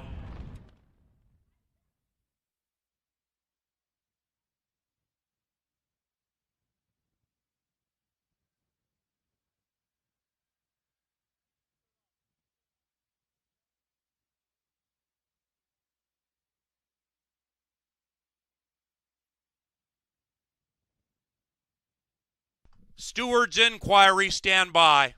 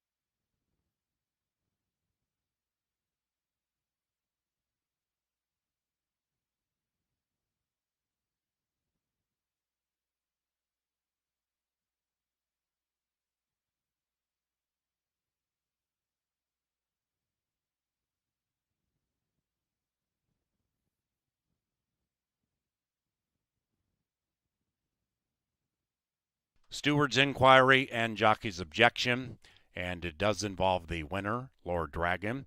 In fact, numbers 1, 5, 1, 4, and 5 all under scrutiny. Now, the stewards posted the inquiry sign immediately after the race involving the top 3 finishers. After that, the rider of number 5, Touch Revenge, Roy Chirinos, has claimed foul against the riders of Euronymous and Lord Dragon. Jockey's objection, steward's inquiry, video coverage on TV monitors and the big screen in the infield. The ones in question are the top 3 on the screen. There's Euronymous, white blinkers, red blinkers, Touch Revenge, winner, no blinkers. And when that 5, Touch Revenge, snatched up, that's what the stewards are looking at. The rider of the 5 has claimed foul versus the 1 and or the 4. Here's the head-on. Euronymous, the rider has the blue silks. Touch Revenge rider, green helmet cover. And the winner, Lord Dragon, most left to the screen. The stewards are analyzing the stretch run of the 27th Brooksfield Stakes to see if a disqualification is needed. Unofficially 4, 5, 1, 2 in 136.27.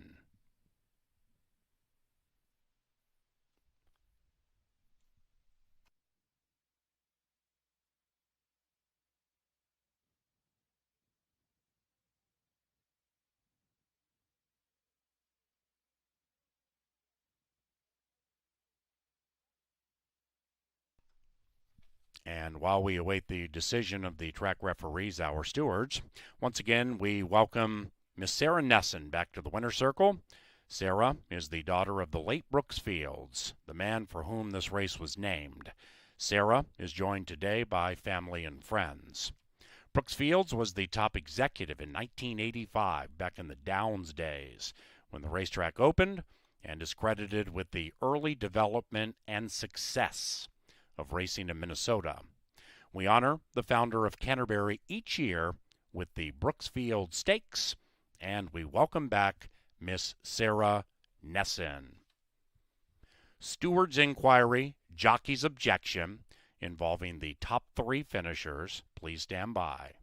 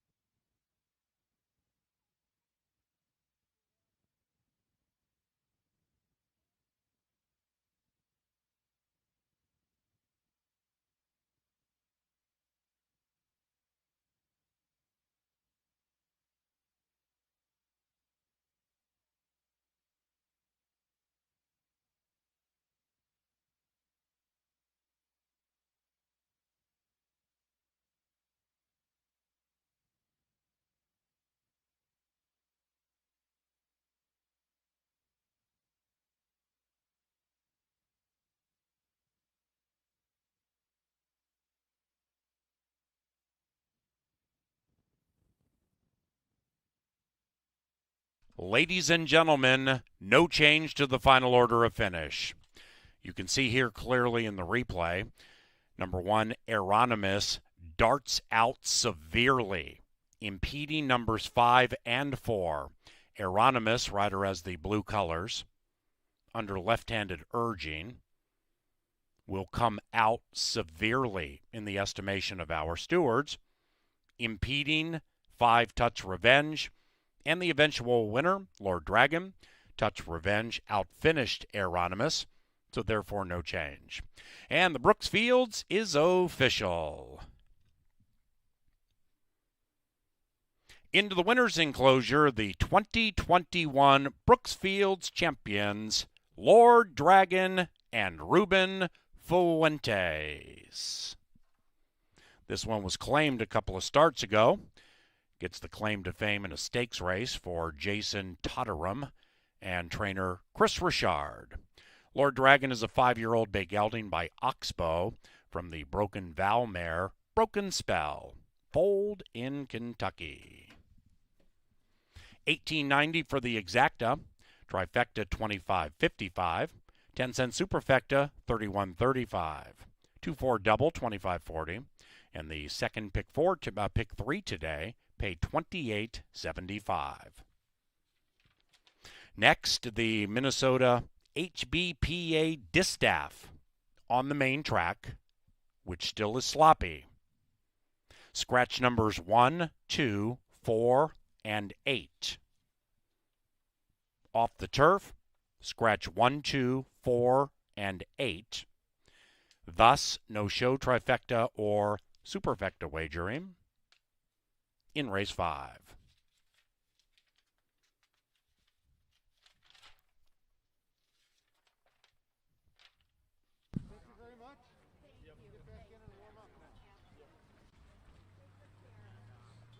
It's a stakes win for jockey Ruben Fuentes, who is with BA. I'm down here with winning rider Ruben Fuentes. Looked like they were going awfully quick up front, but you were still about 15 lengths out of it. Were you worried they were going to back up, or did you think you had too much to do? No, I was comfortable. I saw there was 3 horses dueling it out, and I said that's a perfect setup for me. So I was just being patient, taking my time, and by the time I hit the quarter pole, I was very confident on my horse. Yeah, look, coming down the lane in about the 8th pole, you had a decision on whether you wanted to go in between horses or switch outside. Was the horse a little bit worried about going in between there?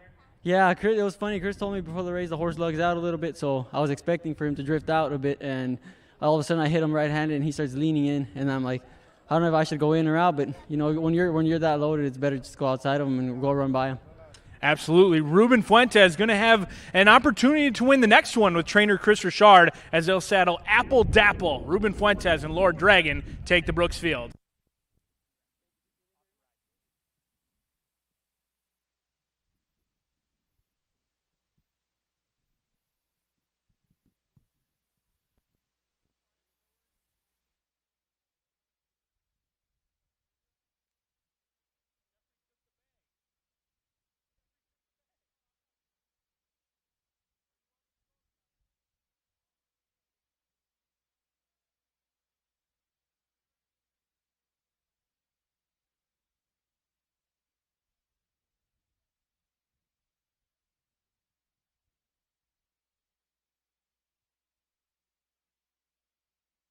Racing at Canterbury, courtesy of Pepsi, the official soft drink provider of Canterbury Park.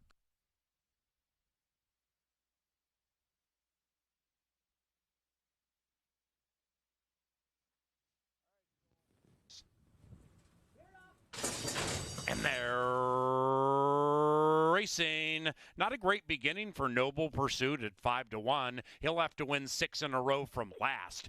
Aeronymous flies through on the inside to grab the early lead in the Brooksfields and is joined by Tut's Revenge, and they are 1.5, maybe 2 clear from Carlos L as they corner. 5 after that to Giant Payday, who never has won on the main track, and now he's 7 lengths from the lead because 1 and 5 are absolutely flying. Right behind them, Carlos L as they head up the barn side. Then we come to Lord Dragon, looking to earn his claim to fame in a stakes race from 10 out of it, and about 5 clear from Noble Pursuit. This one splashes along in search of 6 consecutive wins, but far out of it.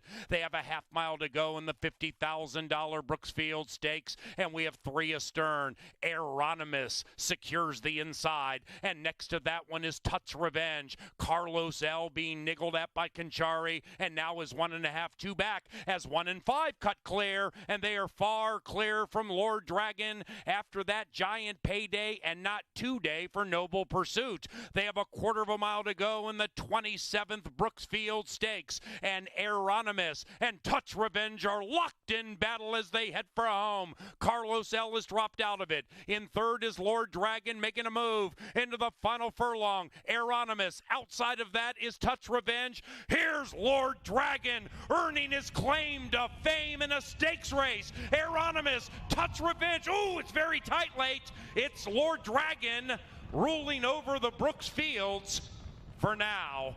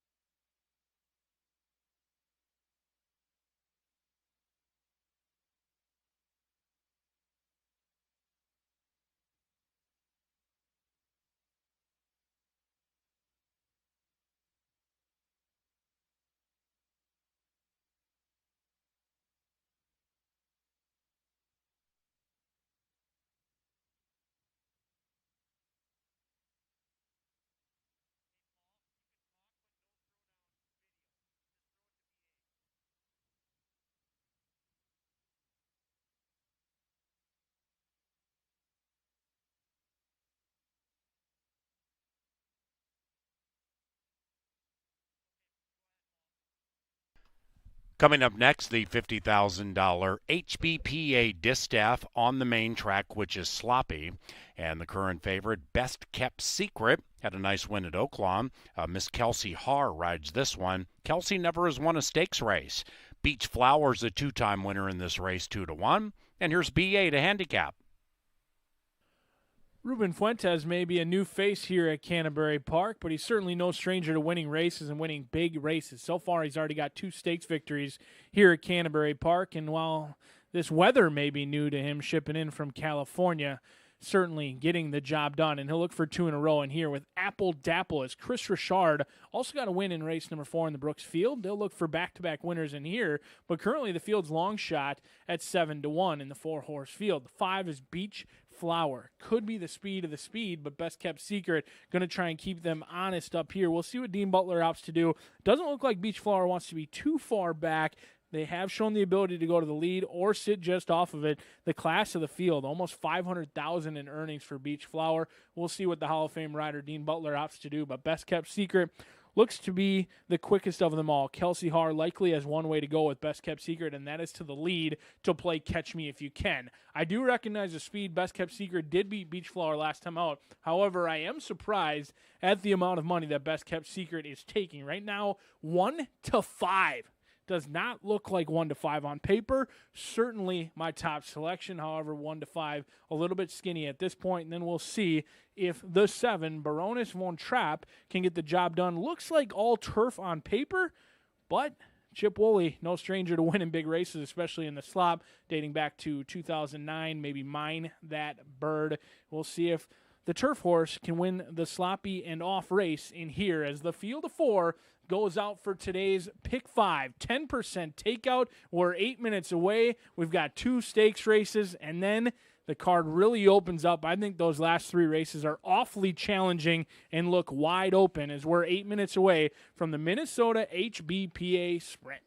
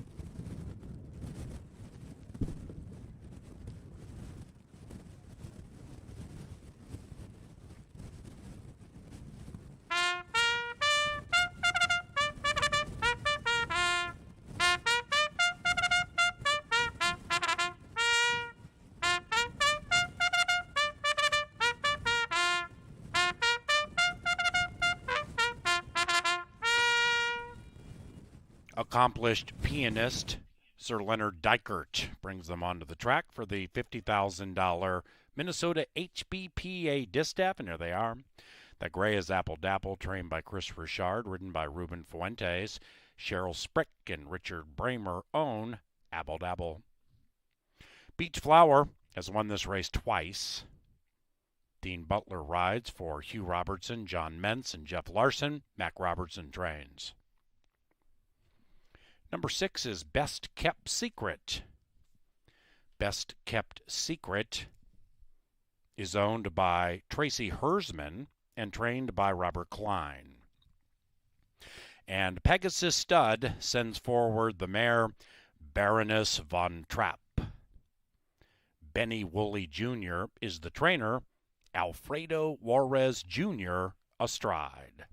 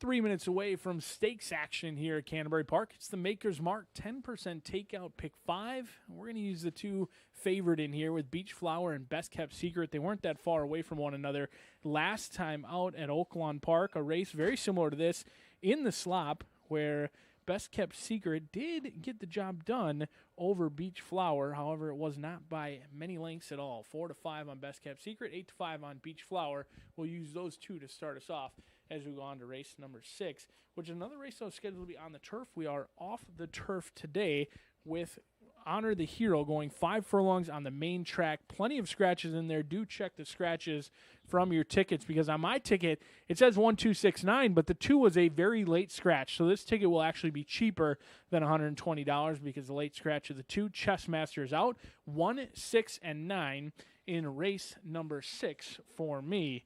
In race number 7, this is a challenging race. I do think, despite some light numbers early on in the sequence, these last few legs are awfully difficult to handicap. Race 7 looks to be completely wide open. $4,000 claimers in the slop. I want to be as deep as possible. And then if you thought race 7 was challenging, I found race 8 to be equally hard. State-bred maidens going 6.5 furlongs. You've got maidens, you've got slop, first-time starters versus horses coming in from the likes of Keeneland, Gulfstream, and Churchill. There is a lot of question marks, and about race 8, about 8:15, we're going to have plenty of answers, and hopefully it is a long shot, at least based on this ticket.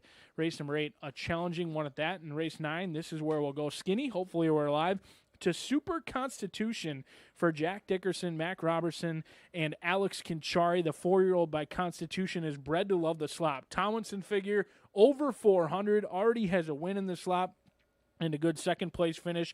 Gets class relief today coming in from Oaklawn Park, cutting back from 9 furlongs to a mile. Should be plenty fit. Super Constitution going to be the single. It's the Maker's Mark pick 5 as we're just 1 minute away, coming up to more stakes action as they go out for the Minnesota HBPA Distaff.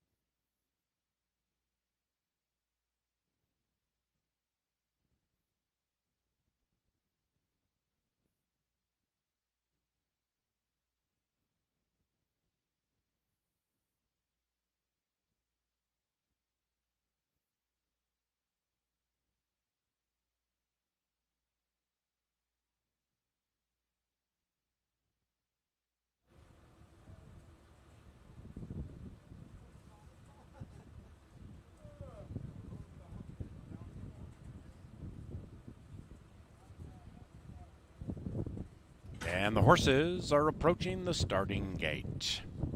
Pepsi Family Day returns Sunday at 1 o'clock.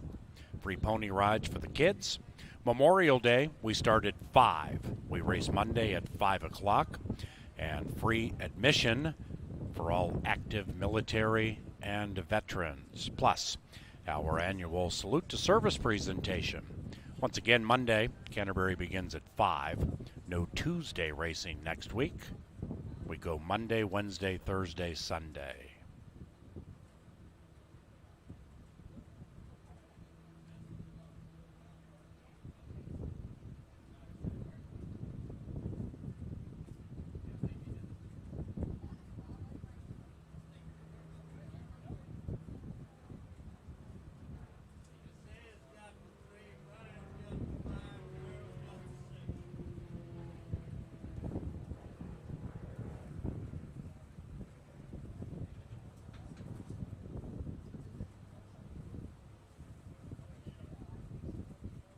It's post time for the $50,000 HBPA Distaff.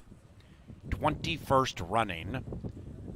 And for the third time, it will not be run on the turf. Didn't run it last year. Beach Flower won it in 2019 and 2017. Dean Butler in 2019. Martin Escobar in 2017. Picnic Spread won the first HBPA Distaff in 2001. Tandy Wheeler, the winning trainer. Ta Wen, the winning jockey. Best Kept Secret, 4-5 in favored. Beach Flower, 8-5. Baroness Von Trapp, last in line. Stand by for the 21st Minnesota HBPA Distaff. And they're racing. Apple Dapple's that gray that immediately went to last, and Kelsey Haar is asking Best Kept Secret for speed, and Best Kept Secret responds beautifully. Best Kept Secret on a lonely lead. Right behind her is Baroness Von Trapp. The Trap Shot filly's on the move. That mare is now second to the outside of Beach Flower, who's won this race twice, and Best Kept Secret settles into stride, leading it by 1.5. Apple Dapple is last, but only about 6-7 lengths from the lead. Very moderate early pace being established by Best Kept Secret and Kelsey Haar. And as they head up the Canterbury Park backstretch with 4.5 to travel, Best Kept Secret still spotless, cap to boot. Baroness Von Trapp to the outside of Beach Flower. Apple Dapple trying to provide the rider and the trainer with back-to-back stakes wins, 6 lengths from the lead, and off the far turn they go in the $50,000 HBPA Distaff. Kelsey has not asked Best Kept Secret to run, and Best Kept Secret leads it by 2.5. Beach Flower keeping Best Kept Secret in her sights the best she can. Apple Dapple shaken up, used to be gray. Then we come to Baroness Von Trapp, and they head for home in the HBPA Distaff. Best Kept Secret continues to cruise along. Beach Flower giving her a run on the outside. Kelsey Hart gets down to business on Best Kept Secret. Beach Flower trying to stab her at the wire. Best Kept Secret wins! Congratulations, Kelsey. That's your first stakes win.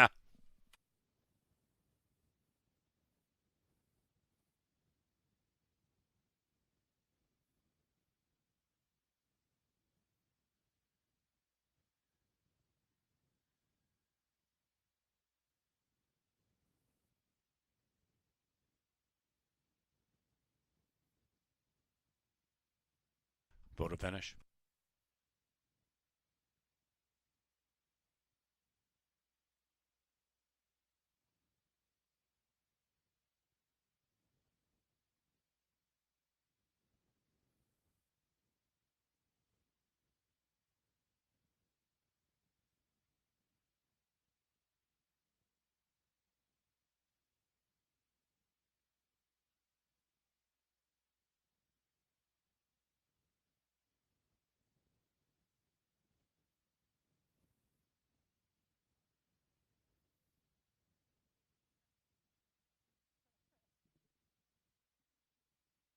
Result of the photo shows the winner is number 6, Best Kept Secret, 6537 in the HBPA Distaff.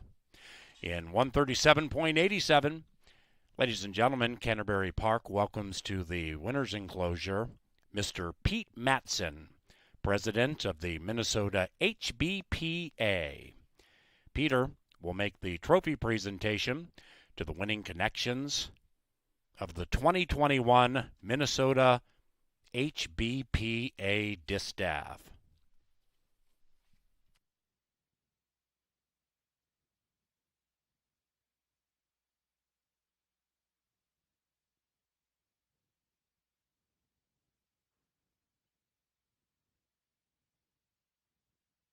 Official.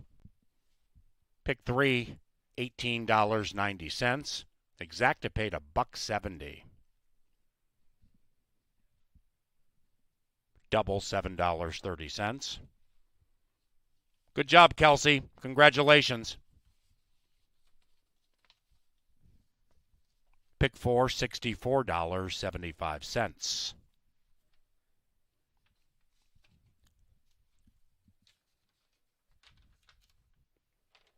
Race number 6, the Honor the Hero Stakes, off the turf.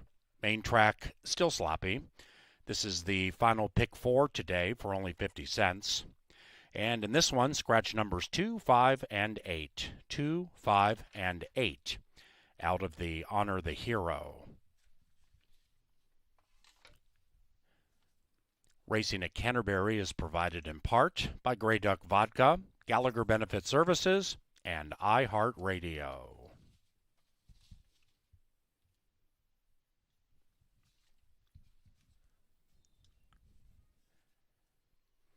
Into the winner's circle, the HBPA Distaff champions, Best Kept Secret and Kelsey Haar. The winning trainer, Robert Klein, and the winning owner, Tracy Hersman.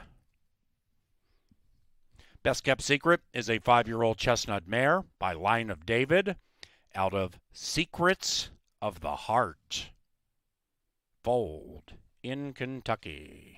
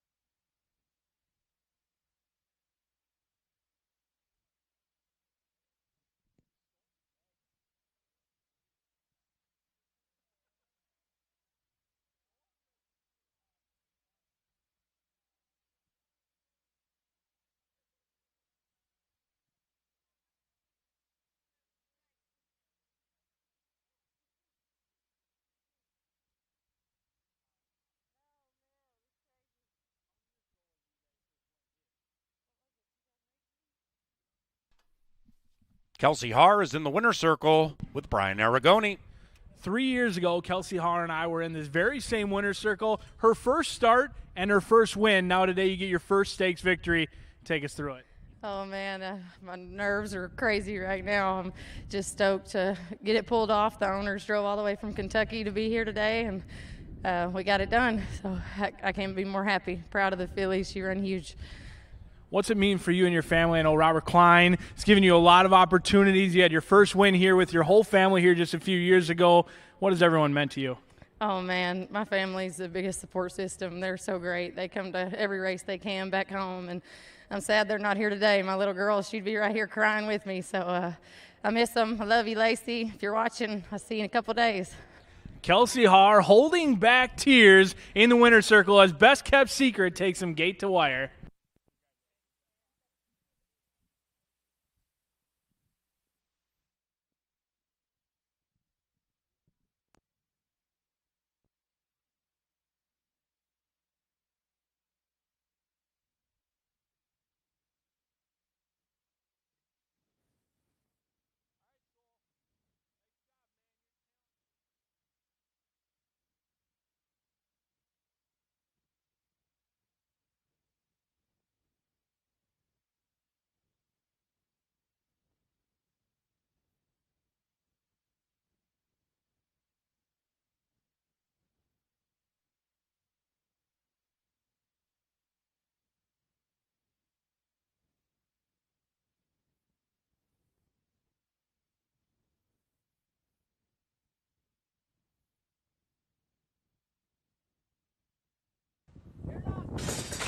And they're racing. win. Apple Dapple's that gray that immediately went to last, and Kelsey Haar is asking Best Kept Secret for speed, and Best Kept Secret responds beautifully. Best Kept Secret on a lonely lead. Right behind her is Baroness Von Trapp. The Trap Shot filly's on the move. That mare is now second to the outside of Beach Flower, who's won this race twice. And Best Kept Secret settles into stride, leading it by 1.5. Apple Dapple is last, but only about 6-7 lengths from the lead.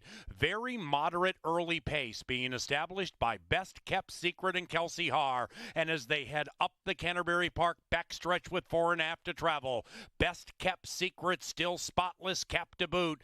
Baroness Von Trapp to the outside of Beach Flower.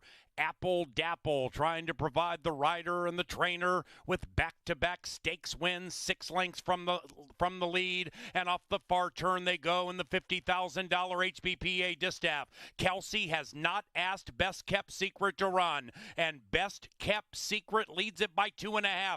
Beach Flower keeping Best Kept Secret in her sights the best she can. Apple Dapple shaken up, used to be gray. Then we come to Baroness Von Trapp, and they head for home in the HBPA Distaff. Best Kept Secret continues to cruise along. Beach Flower giving her a run on the outside. Kelsey Hart gets down to business on Best Kept Secret. Beach Flower trying to stab her at the wire. Best Kept Secret wins. Congratulations, Kelsey. That's your first.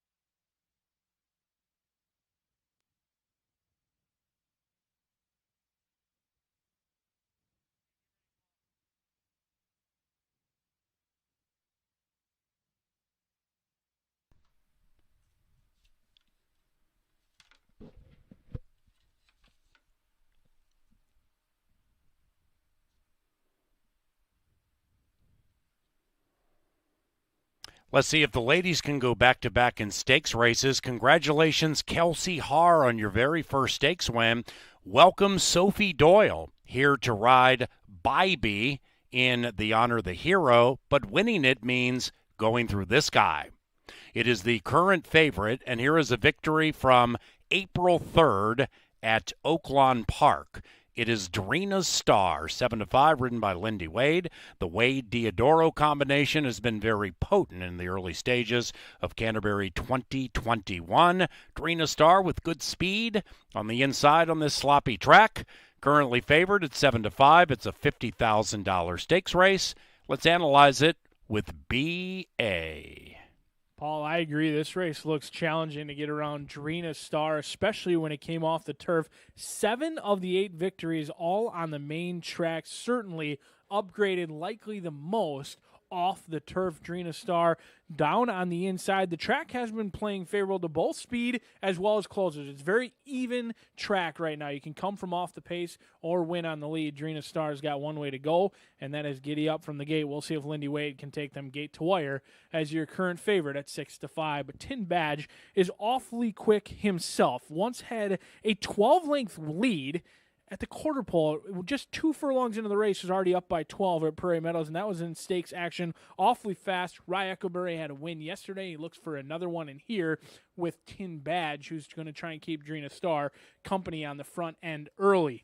Ray's Angel is a Minnesotan taking on Open Company in here. It looks like a big class jump, but North Star Stables has done little wrong so far with Ray's Angel. Lightly raced, looking for win number 6 and only start number 19. Certainly tested for class in here, but Ray's Angel has shown the ability to win. We'll see if he can do so again.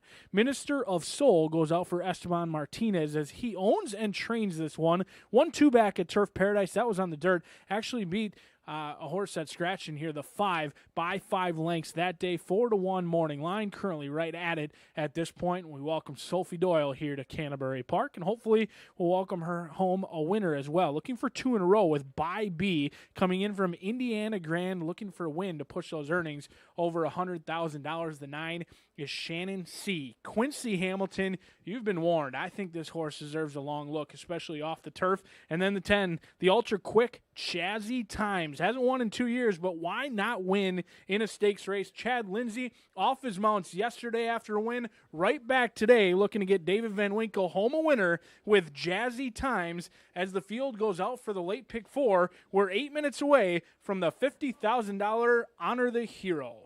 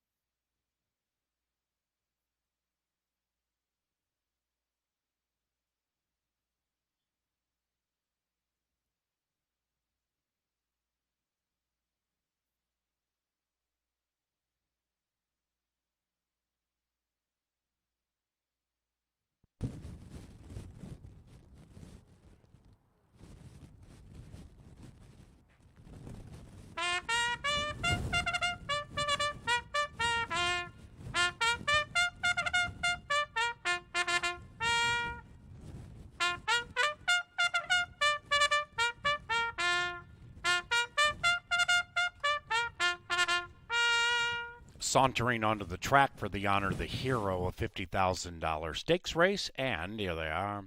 Number 1 is Drina's Star, ridden by Lindy Wade. Drina's Star is trained by Robertino Diodoro. The owners, Randy Marriott, Clayton, and Rick Wiest. Number 3 is Tin Badge and Rye Eckleberry. Tin Badge is owned by Mama's Thoroughbreds and trained by Clint Stewart. Mike Beeler handles the Minnesotan Ray's Angel for Cam Malum's North Star Stables. Luis Fuentes has the call. Alfredo Juarez Jr. is aboard Minister of Soul. Esteban Martinez is the owner and trainer. Bobby McIntyre owns number 7, Bybee. Bybee is trained by Eduardo Caramori. In for the ride, Miss Sophie Doyle. Quincy Hamilton rides number 9, Shannon C., for B&S Racing and trainer Scott Young. And Chad Lindsay is aboard Jazzy Times. The owner, Dennis Smith. The trainer, David Van Winkle. The Honor the Hero, 5 minutes from now.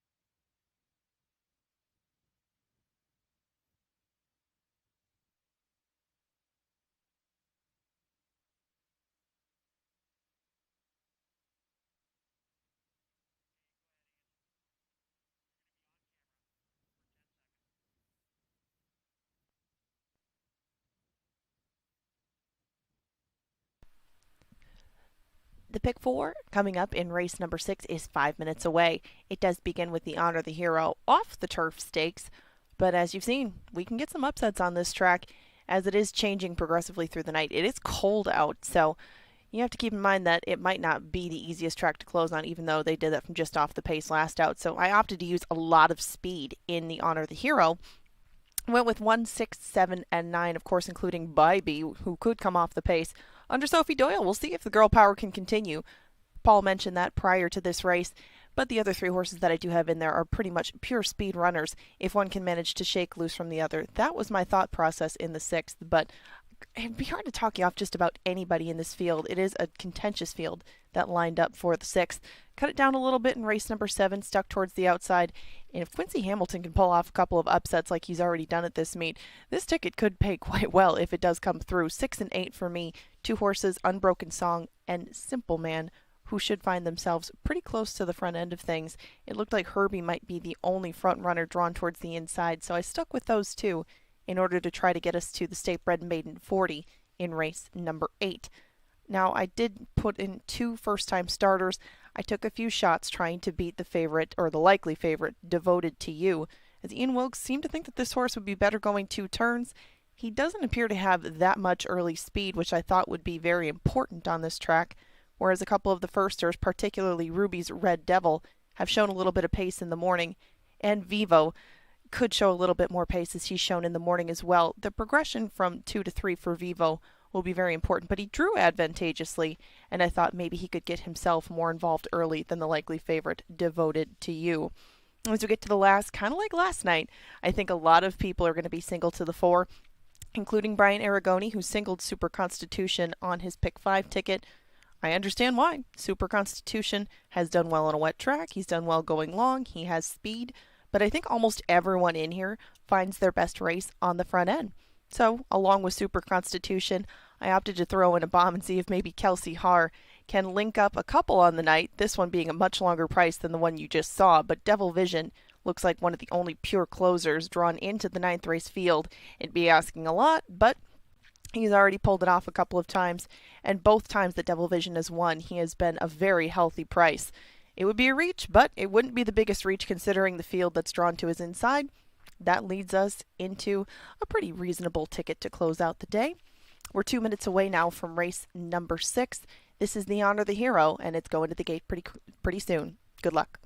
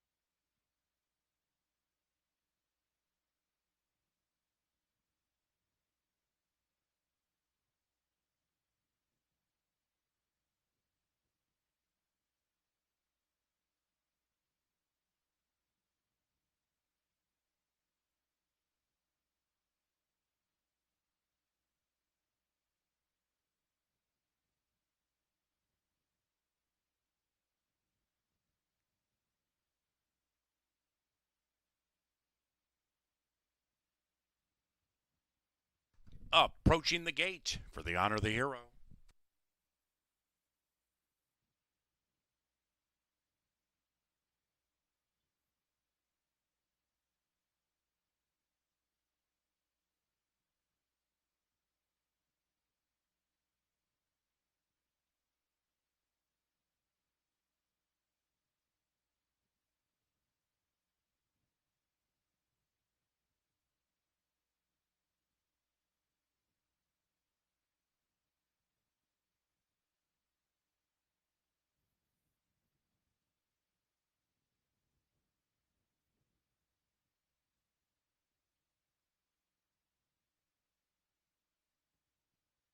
They've reached the starting gate, and it is now post time for the 27th Honor the Hero Stakes.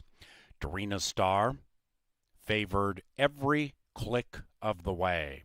Minister of Soul just went from 4-1 to 3-1. Ran this one last year. Well labeled. Won for trainer Larry Ravelli. Jareth Loveberry was the winning rider. Jareth, now based in Chicago, has won this race 2 consecutive years. Well labeled last year. And Fireman Oscar on a sloppy track in 2019.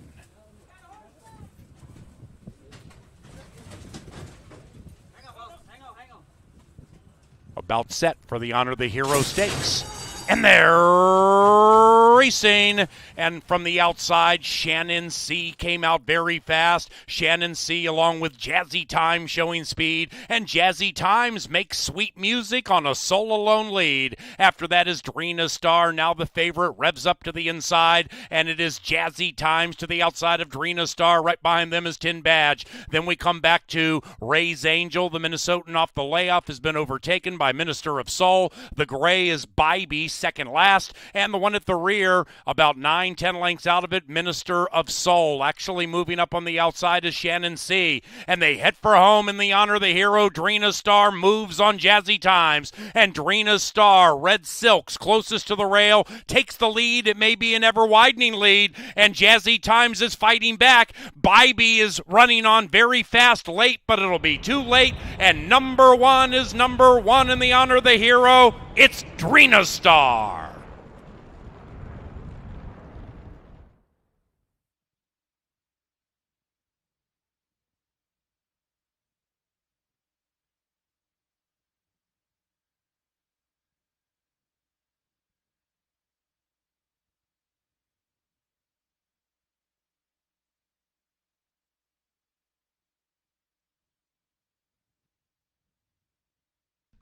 Number one, Dorina Star, first in the Honor the Hero Stakes.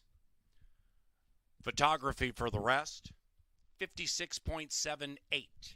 The final time.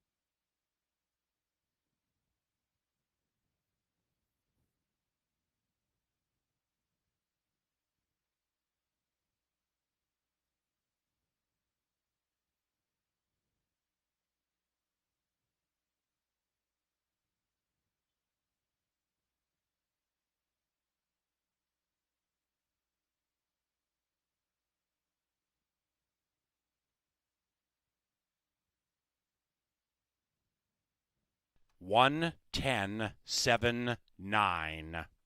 1:10:79. Unofficial.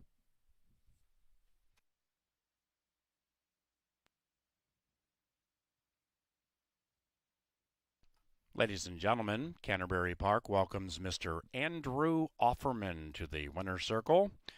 A.O. is our Vice President of Racing Operations, and he's making the trophy presentation to the winning connections of the 2021 Honor the Hero Stakes. It's official. 6-1 double, $2 and change. Pick 3, $8 and change. Superfecta, $34.08. The trifecta, chalk all odds, $36. Superfecta, $34.08. The 7th race keeps us on a sloppy main track. Scratch number 4, the Trailer Guy. Post time 22 minutes from now. Into the Mystic Lake Winners Enclosure, Drina Star and Lindy Wade. They win the Honor the Hero Stakes.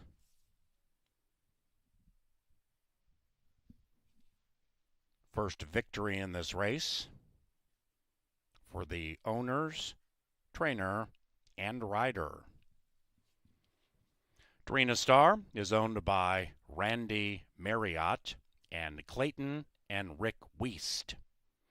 The winning trainer, Robertino Diodoro.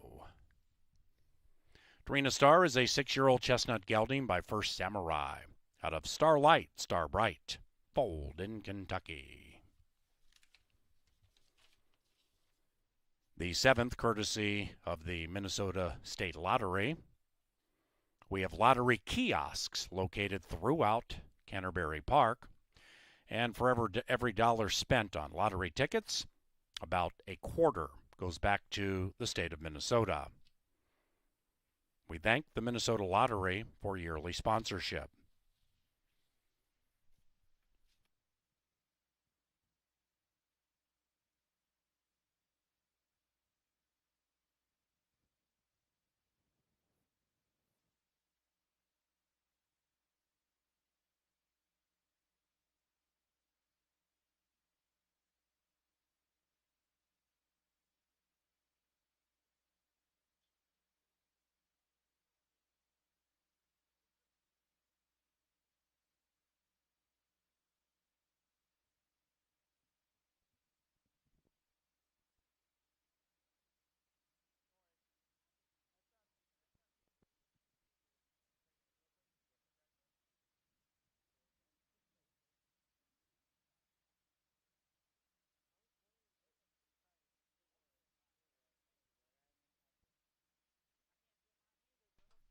It paid to ride Wade, who's with BA. Get paid to ride Wade pays off with Drina Star. Down on the inside, looked like it took the horse a little bit to figure out the track, but being in on the rail, it looked like you needed the lead. Did it get in tight? It got really tight midway through the turn. This horse just showed all heart today. Chad knew I was there, but he wasn't giving me a break. He had me down in there tight, but my horse showed hard and pulled me through there. And then when I asked him at the head of the lane, he kicked clear. Oftentimes when you get rain like we have the past few days, sometimes the inside's not where you want to be. This track seems to be playing fair overall. Thankfully it is. I knew I had speed, but there was a lot of speed from outside, so I had to commit, and I'm just thankful it worked out. A great ride, got in tight, but get paid to ride Wade pays off as Lindy Wade takes the Honor of the Hero.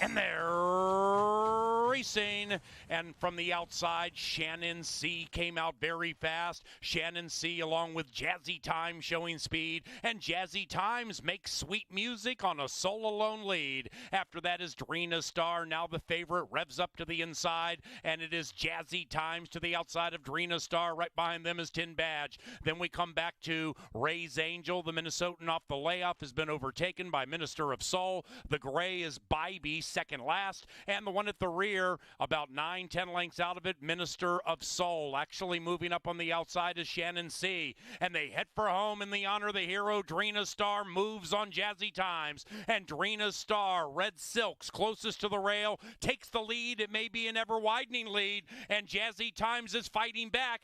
Bybee is running on very fast late, but it'll be too late. And number one is number one in the honor of the hero. It's Drina Star.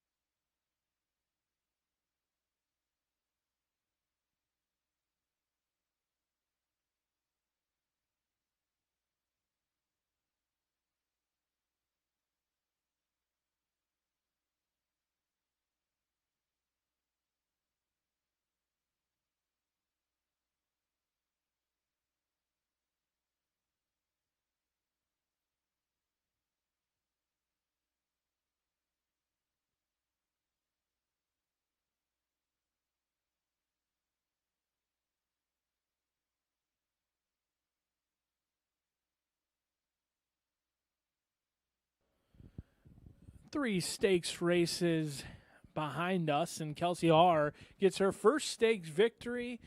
Lindy Wade gets a win, and Ruben Fuentes gets his second stakes victory early on in the meet. As we're 10 minutes away from race number 7. Now, we've seen enough even money and below shots come home to score. I think these next 2 races, maybe even 3 races, are where you can absolutely get some prices. The betting will open up these next 3 races. Right now, we've got 3 horses co-favored at this point between Herbie, Simple Man, and Starship Zeus. On your screen now is one of those favorites. It's Herbie, the 9-year-old Minnesotan, still going strong with earnings over $161,000. Tonight will be the night Herbie makes start number 50, looking for win number 9. We'll see if they can get the job done for Bruce Sanderson. Likes to pick up paychecks, but doesn't always like to win here at Canterbury. 1 for 10. With 8 second and third place finishes. It's finished in the top 3 9 times for the current favorite in Herbie. Starship Zeus may have something to say about that as Lindy Wade looking for back-to-back winners for Robertino Diodoro, a fellow 9-year-old in here. This race is awfully cool. I know it's claiming 4,000, but you've got some of the old wily vets going head-to-head in here. A 9-year-old only looking for win number 5, but despite 4 wins, over $330,000 in earnings, back class galore for Starship Zeus as Lindy Wade and Robertino Diodoro look for back-to-back winners. The 4 is Scratch, the 5 is 5-Star Creek, another Minnesotan in here taking on Open Company. Aurora gets the call for the Rarix. Hasn't hit the board in 2 years, and that's why you're getting a big price at 20-1. The 6 is Unbroken Song. I thought this horse certainly deserved a look at 9-1. Quincy Hamilton gets the call. Comes in from Houston. Joe Roberts and Quincy Hamilton. Now, they haven't teamed up all that often, but their return on investment, over $77. They blew up the tote board last time they teamed up. We'll see if they can do it again. 8-1 on the board. But Bear Trap and Alonzo Quinones looking to get on track. And here's Troy Bethke. Owns and trains Bear Trap. Comes in off of a sprint at Fauner Park. Has a win last year. First time trying Canterbury Park. 9-1 on the board. But I'm going to try the outside runner in Simple Man. Dick Capalucci owns and trains the Kentucky bred. Now 9 years old. Still going strong. Over $250,000 in earnings. Coming in off of a 4th place finish last time. Luis Fuentes can go to the lead or sit off of it. The old guy, he's awfully capable of doing either. It's a good betting race coming up. A field of 7 set to go out for race number 7 as we're on our way out here at Canterbury Park.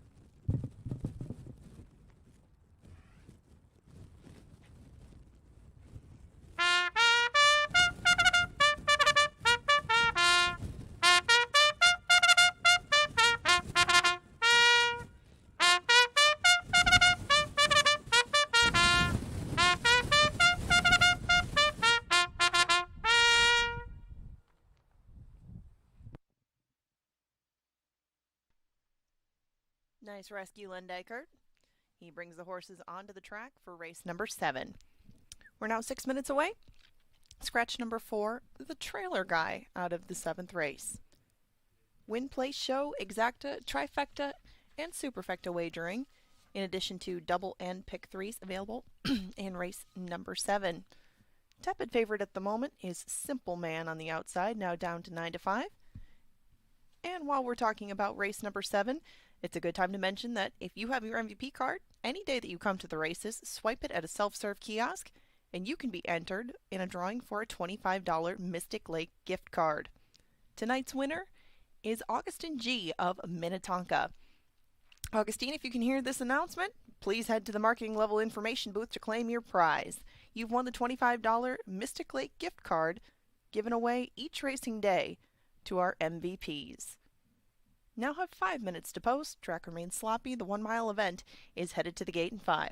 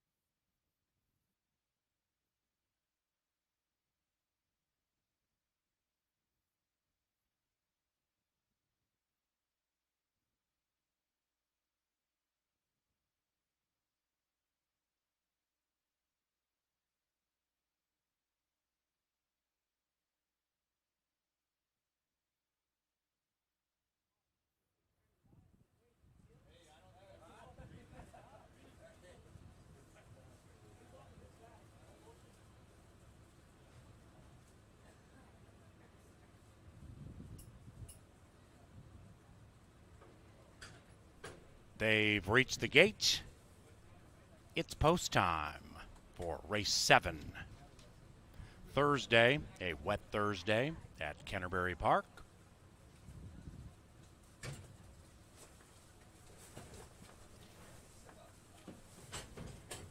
A veteran-laden race here. Teddy Time, 8 years of age, has gone in. Used to share a barn with Herbie, who's 9 years old. Starship Zeus is 9. A couple of 7-year-olds. The youngster is Bear Trap at 5. Simple Man, 2-1. Last in, 9 years of age.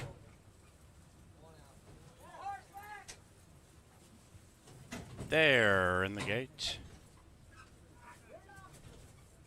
And they're racing. Herbie and Luis Valenzuela at 5-1 popped the gate very well, and Herbie corners looking for the early lead. Starship Zeus also prominent, now revving up 5-Star Creek on the 3-wide side. Behind them is Bear Trap, about 4 lengths, make that 2 lengths from the lead, joined by Simple Man, who aggressively splits runners, makes it nearly 5 abreast as they head up the backside. Then we come back to Unbroken Song. That one lopes along 7 lengths from the lead, and Teddy Time is puddle jumping about 9 lengths out of it. And with 4.5 furlongs to go, they settle into their spots. Up top, it is Starship Zeus an inch. Simple Man Badgers to the outside, and they travel in perfect harmony, running away from 5-Star Creek. After that, it is Herbie. Then we come back to Unbroken Song, wide 8 out of it. Behind that one, Bear Trap, who shoves all in. Teddy Time running on from 8 lengths out of it, and midway through the turn they come to the top of the stretch, and it's Starship Zeus locked in battle with Simple Man. 3 to the inside, 8 to the outside, and they're both driven very, very hard. Behind them is Herbie. Outside of that, 5-Star Creek and Teddy Time, and now they come down the Canterbury Park stretch. It is Simple Man, Starship Zeus, Teddy Time taking off at 6-1. Teddy Time along with Unbroken Song at 9-1. It's Teddy Time and Unbroken Song. But tonight, it is Teddy's time.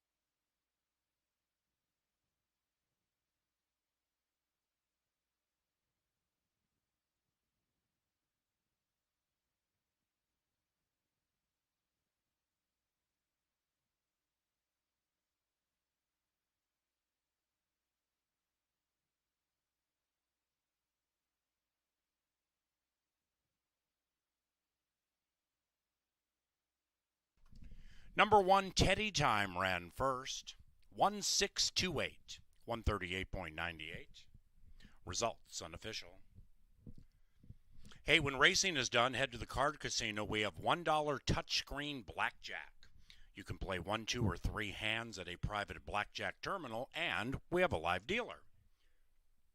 Try your hand at touchscreen blackjack tonight or anytime at the Canterbury Park Card Casino. It's open 24/7.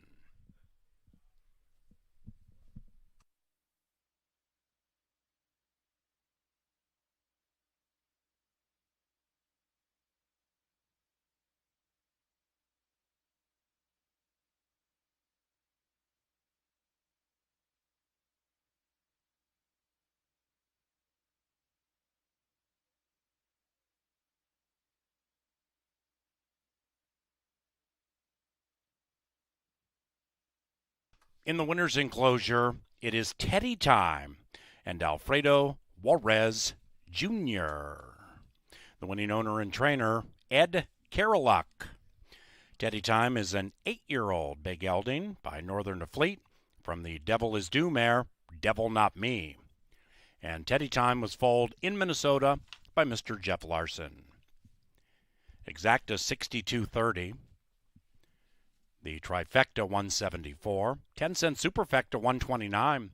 Dub 25.10. Skinny Pick 3. Just a shade under $10. The 8th race has no scratches or rider changes. It's 20 minutes from now.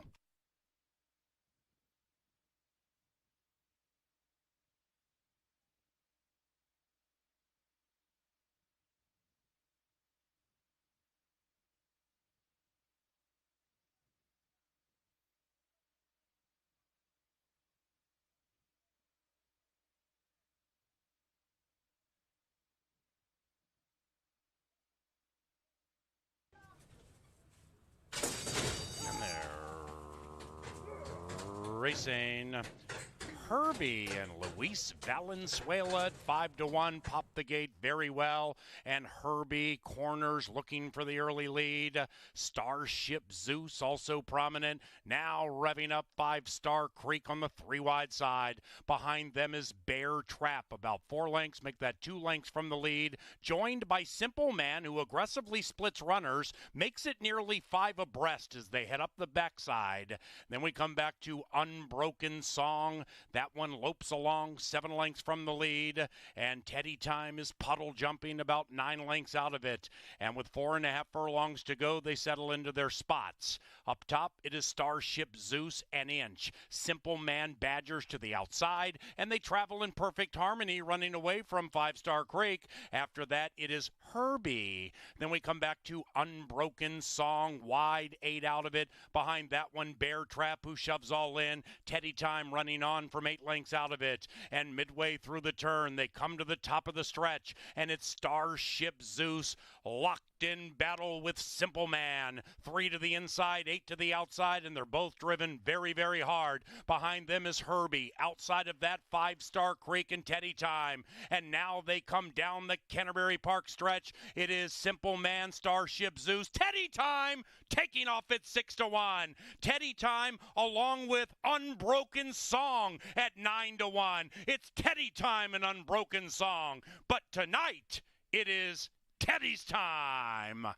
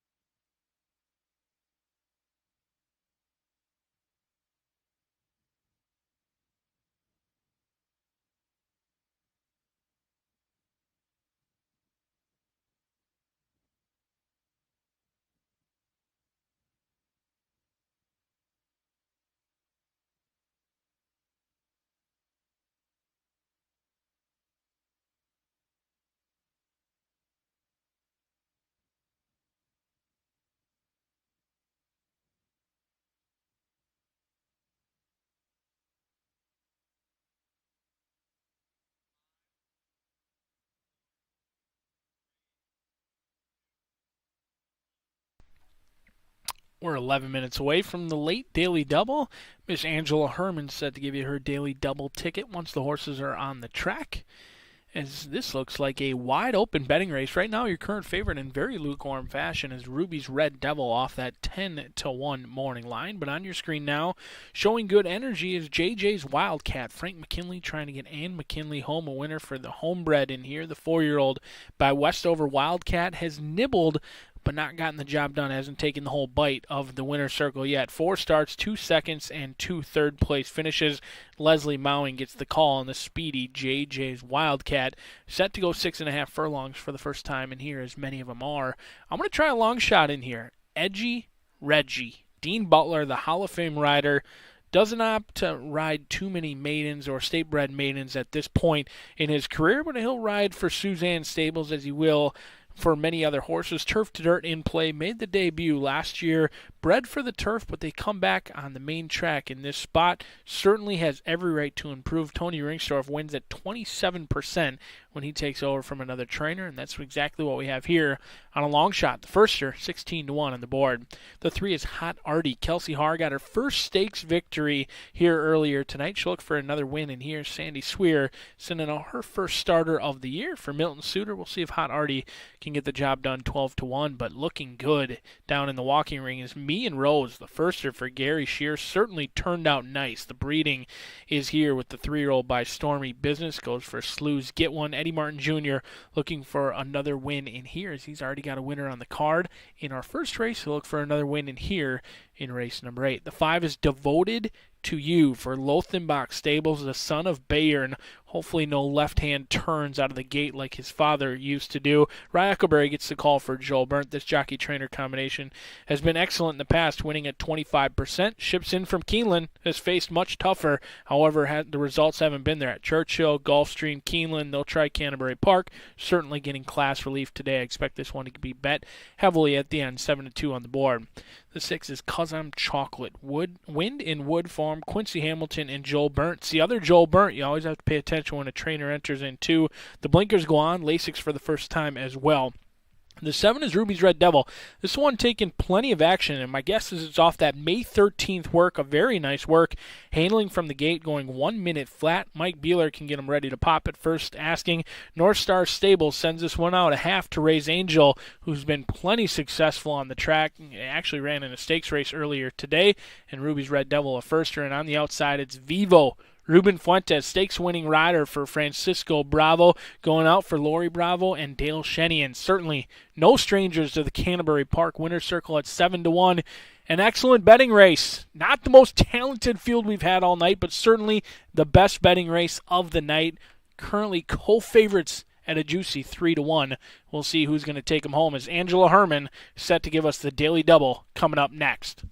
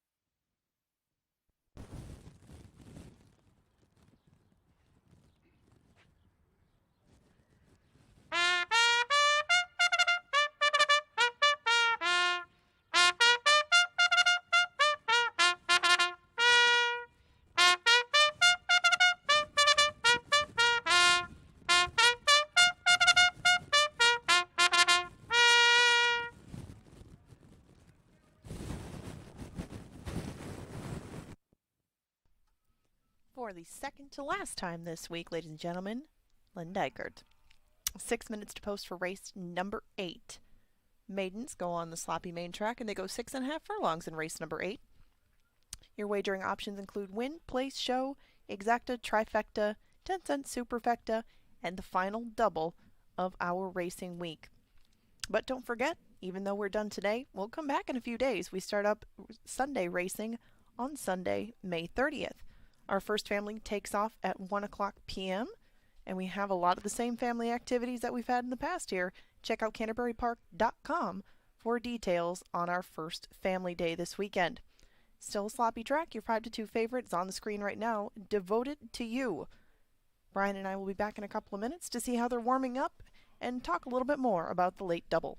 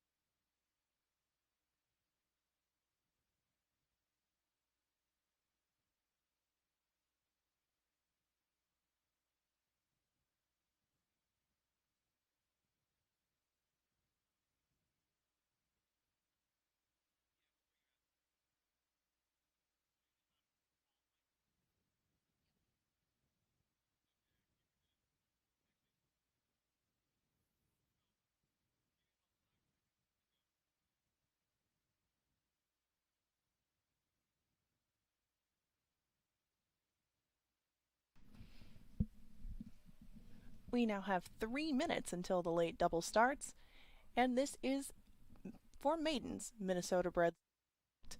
And it's interesting to watch them warm up. We do have a couple of first-time starters, one in particular that took a lot of early money. And of course, that is the 7, Ruby's Red Devil. Ruby's Red Devil is going to debut with blinkers, and the money continues to come in on this Mike Beeler first-time starter. There were a lot of works leading into this one for his first lifetime start, 11 in total, going back to last fall at Remington Park, leading up to today. Even though Mike Beeler doesn't always have his horses totally cranked for start number 1, he has kicked off a couple of successful debuts with Minnesota breds over the last couple of years. In fact, a couple of fillies a couple of years ago were very ready at first asking and won pretty impressively. Now, Ruby's Red Devil is starting off at $40,000 claimers, but it's a pretty high price for a Minnesota bred. Might as well be a special weight, and 6.5 gives a little margin for error for a horse just starting out at the races. As you can see, the money is going to the 5, Devoted to You. Devoted to You is warming up just fine. Just wondered if this horse, coming from the Ian Wilkes stable coming up to Minnesota, maybe wanted a little bit more distance. Ian Wilkes thought this horse might want to go 2 turns. I'm thinking maybe the same vibe, but they did put a couple in here from the Joel Burnt barn. In watching some of the other firsters warm up or horses that have been off layoffs, I will say that Edgy Reggie, that being Brian Aragone's top pick, doesn't look particularly happy out there right now. Seems to be calming down a little bit, but had his ears pinned, didn't look so happy with the surface. Not sure what to make of Edgy Reggie's body language out on the track, but the price is certainly right. You're getting 11-1 right now on Edgy Reggie making his seasonal debut. Vivo on the outside is also making his seasonal debut, has not been at the races since September of last year. He wears a calming hood. Maybe he'll show a little bit more speed as the morning workouts have been indicating. But everybody else has been pretty good out on the track, pretty calm. Not much to note of. Me and Rose, another first-time starter in here, has been behaving himself pretty well.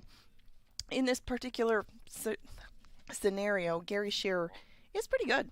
Of a small sample size, of course.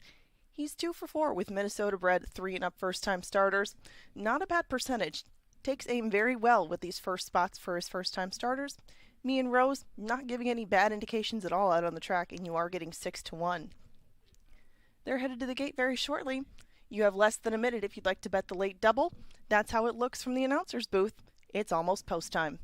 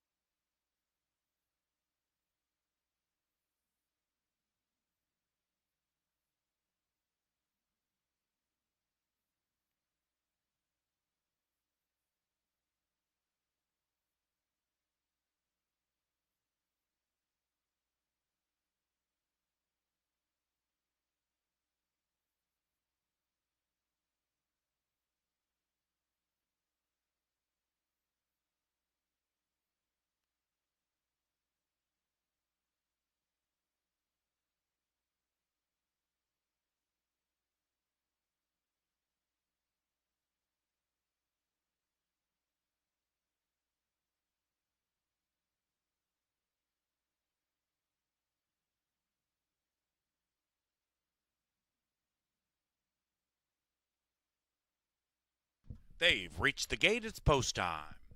It's the Thursday penultimate.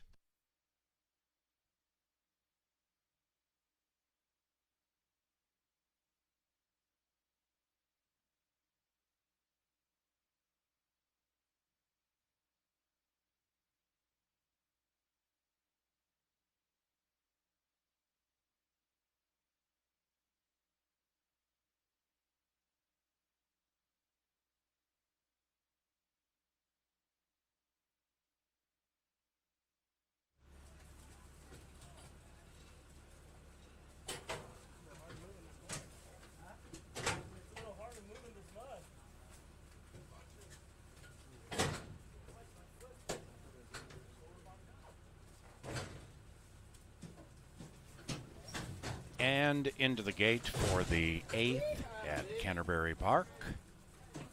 Minnesotan maidens for a purse of 22. One out. Vivo, 7-1.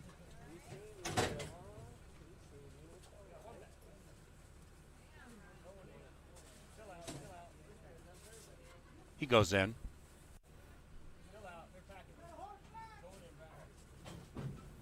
Eight in the gate for race 8.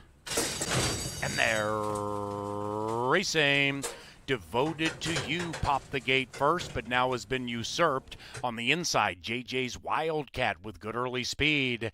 Edgy Reggie takes up the running as Devoted to You re-engages. After that, we have Me and Rose, one of 2 firsters in the race. This one has some early speed, about 2.5 lengths from the lead. Then it's Hot Artie. After that, 'Cause I'm Chocolate in the clear, 4 lengths from the front, and the front belongs to 1 and 5. They slug it out into the far turn. After that, we come back to The two lagging along near the rear, Firster, Ruby's Red Devil, and Vivo, incredibly wide around the turn. And as they approach the top of the stretch and negotiate the turn, Devoted to You and Eccleberry pulling away from JJ's Wildcat. After that, Vivo beginning to close in, doing the Vivo shuffle. Then it's Ruby's Red Devil. That Firster is on the move, and they're chasing Eccleberry and Devoted to You, kicking clear by 5. Far outside, Vivo is finishing very, very fast. It is Devoted to You, and Vivo's cutting into the margin stride by stride. Here's Vivo. Vivo, we are Vivo. V-I-V-O.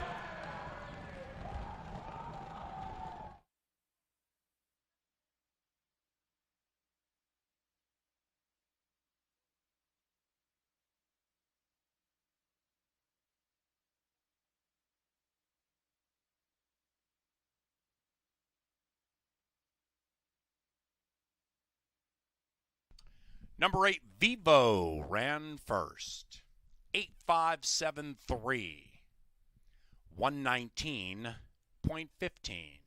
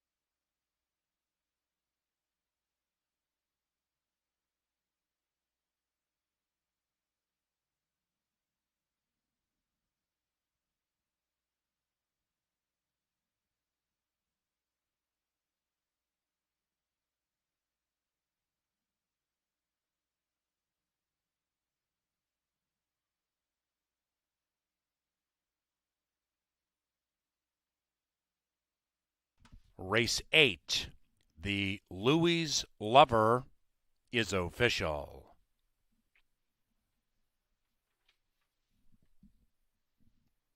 Trifecta paid $82.15. $96.86 for the Superfecta. Exacta $36.10. Double $69.80. Pick 3 on races 6, 7, and 8. $134. Into the winner's enclosure, it is Vivo and Ruben Fuentes. Vivo is owned by Lori Bravo and Mr. Dale Shenian. And the winning trainer, Francisco Bravo. Vivo is a 3-year-old brown gelding by Read the Footnotes out of Levia Vita. Bred in Minnesota by Francisco Bravo and Dale Shenian.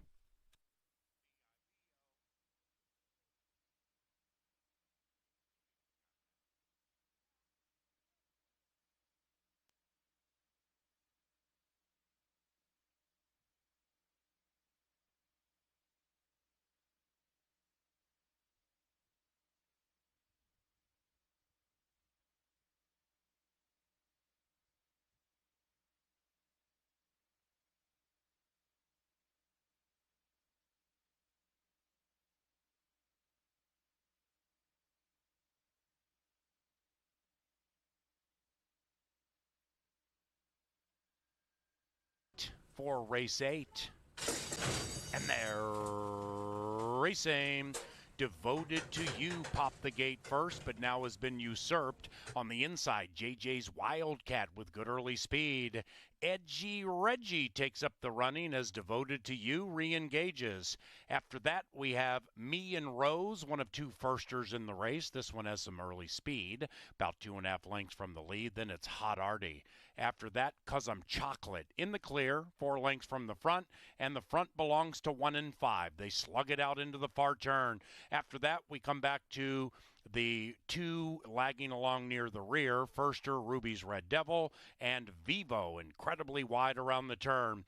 And as they approach the top of the stretch and negotiate the turn, Devoted to You and Eccleberry pulling away from JJ's Wildcat. After that, Vivo beginning to close in, doing the Vivo shuffle. Then it's Ruby's Red Devil. That Firster is on the move, and they're chasing Eccleberry and Devoted to You, kicking clear by 5. Far outside, Vivo is finishing very, very fast. It is Devoted to You, and Vivo's cutting into the margin stride by stride. Here's Vivo. Vivo, we are Vivo. V-I-V-O.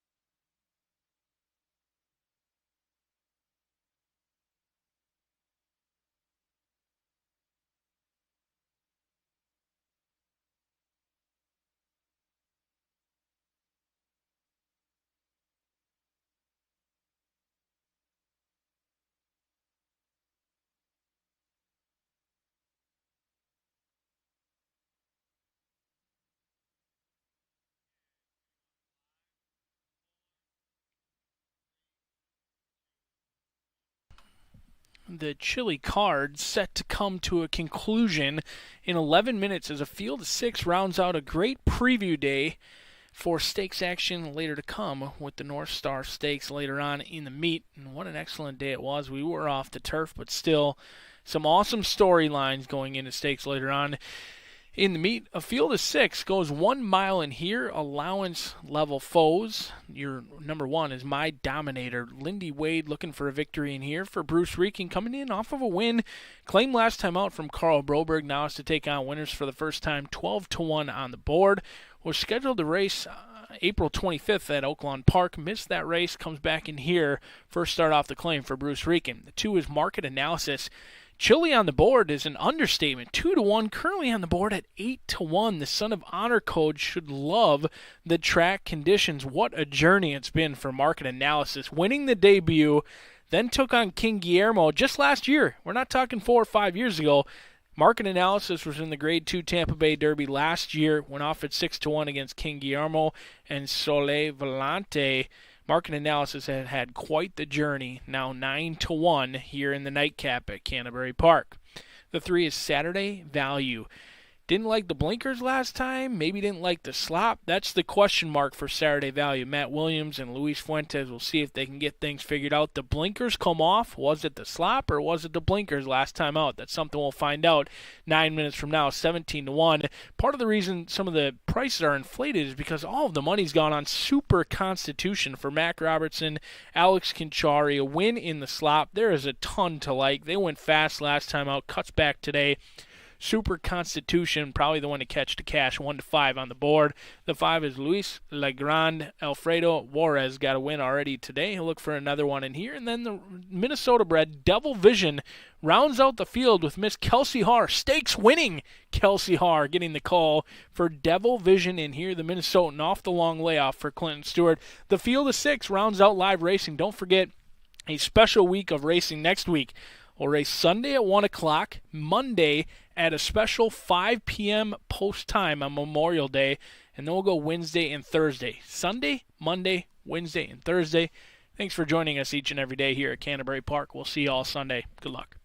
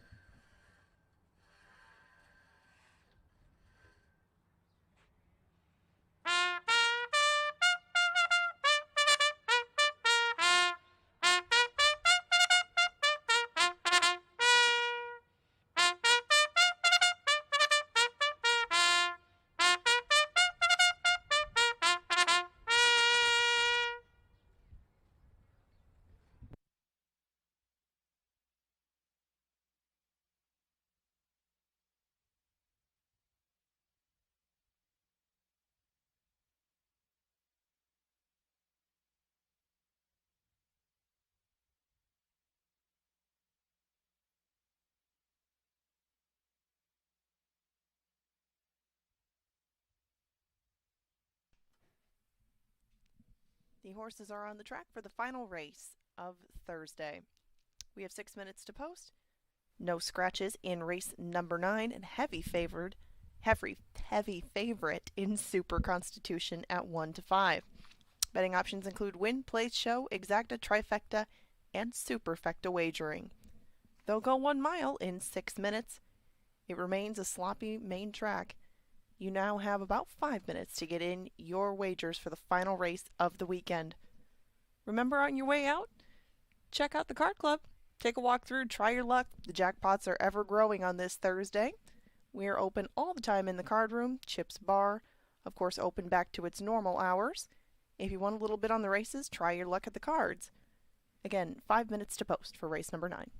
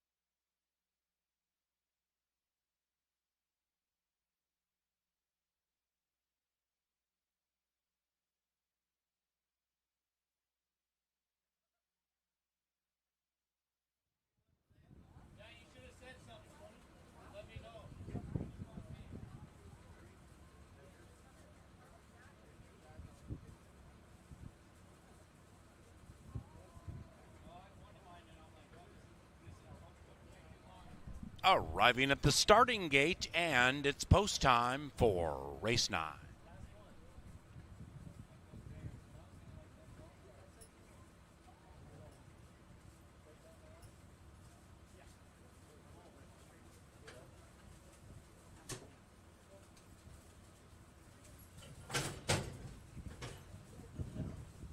As the sun sets on Shakopee, Minnesota, we thank you very much on Track or Online for watching and wagering on Canterbury Park today. Sloppy main track all day, no turf. Back at it Sunday, the first Pepsi Family Day. That's 1 o'clock. Best day of the week to bring the kids, not even close. And we have 2 left to load here, Louis Legrand and Devil Vision.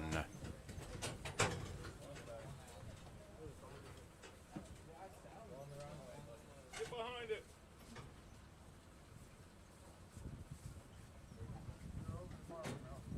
Still out, guys. They're backing. Still out. Ready.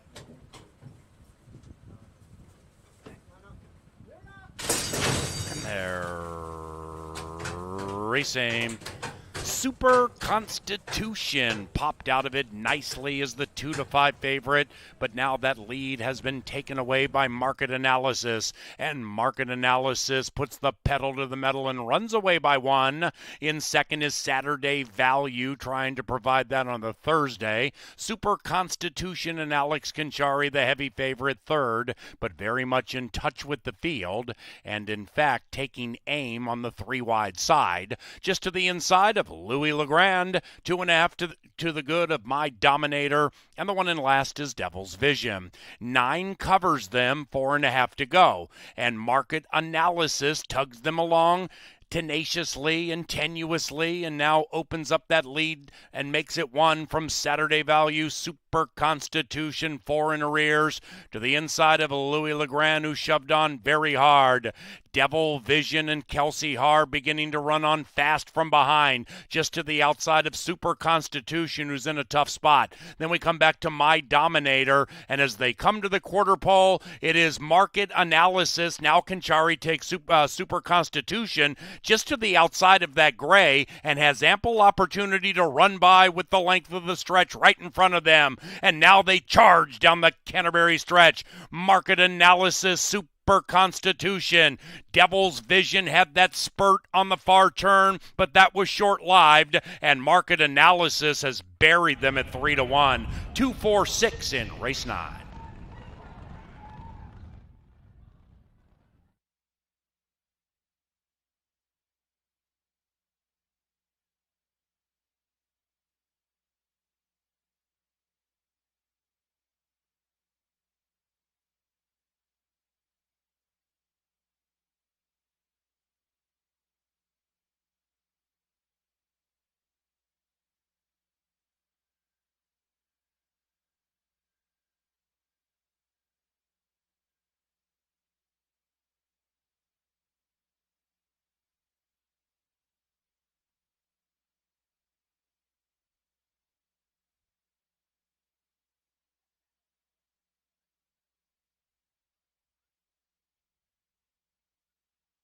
Number 2, Market Analysis ran first. 2-4-6-1, 137.74.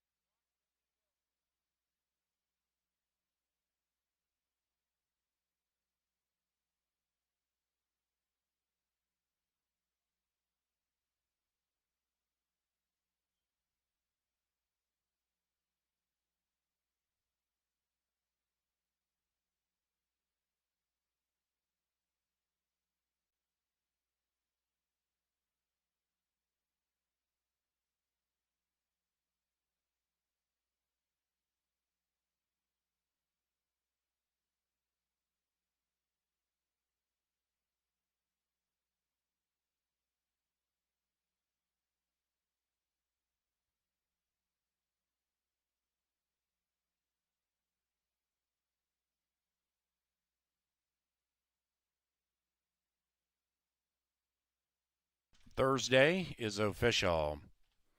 The final pick 3 paid $386. Pick 4, $777. Pick 5, $1,547. We have a pick 6 carryover Sunday of $16,208. We paid 5 of 6 in the pick 6. Exacta, $770, $1335 for the try. The final winner, market analysis, and Alonzo Quinones. The winning owners, Black Horse Farm, and the winning trainer, Tim Padilla. Ladies and gentlemen, thank you very much for joining us on behalf of our TV department, those of us here in the Dark Star press box, and our management team. We invite you to stop by the card casino if interested. Play some touchscreen blackjack for just $1 or Texas Hold'em. Many other games available. Otherwise, if you joined us on track, thank you. Likewise for those of you watching and wagering online. And if you're leaving Shakopee, please drive safely.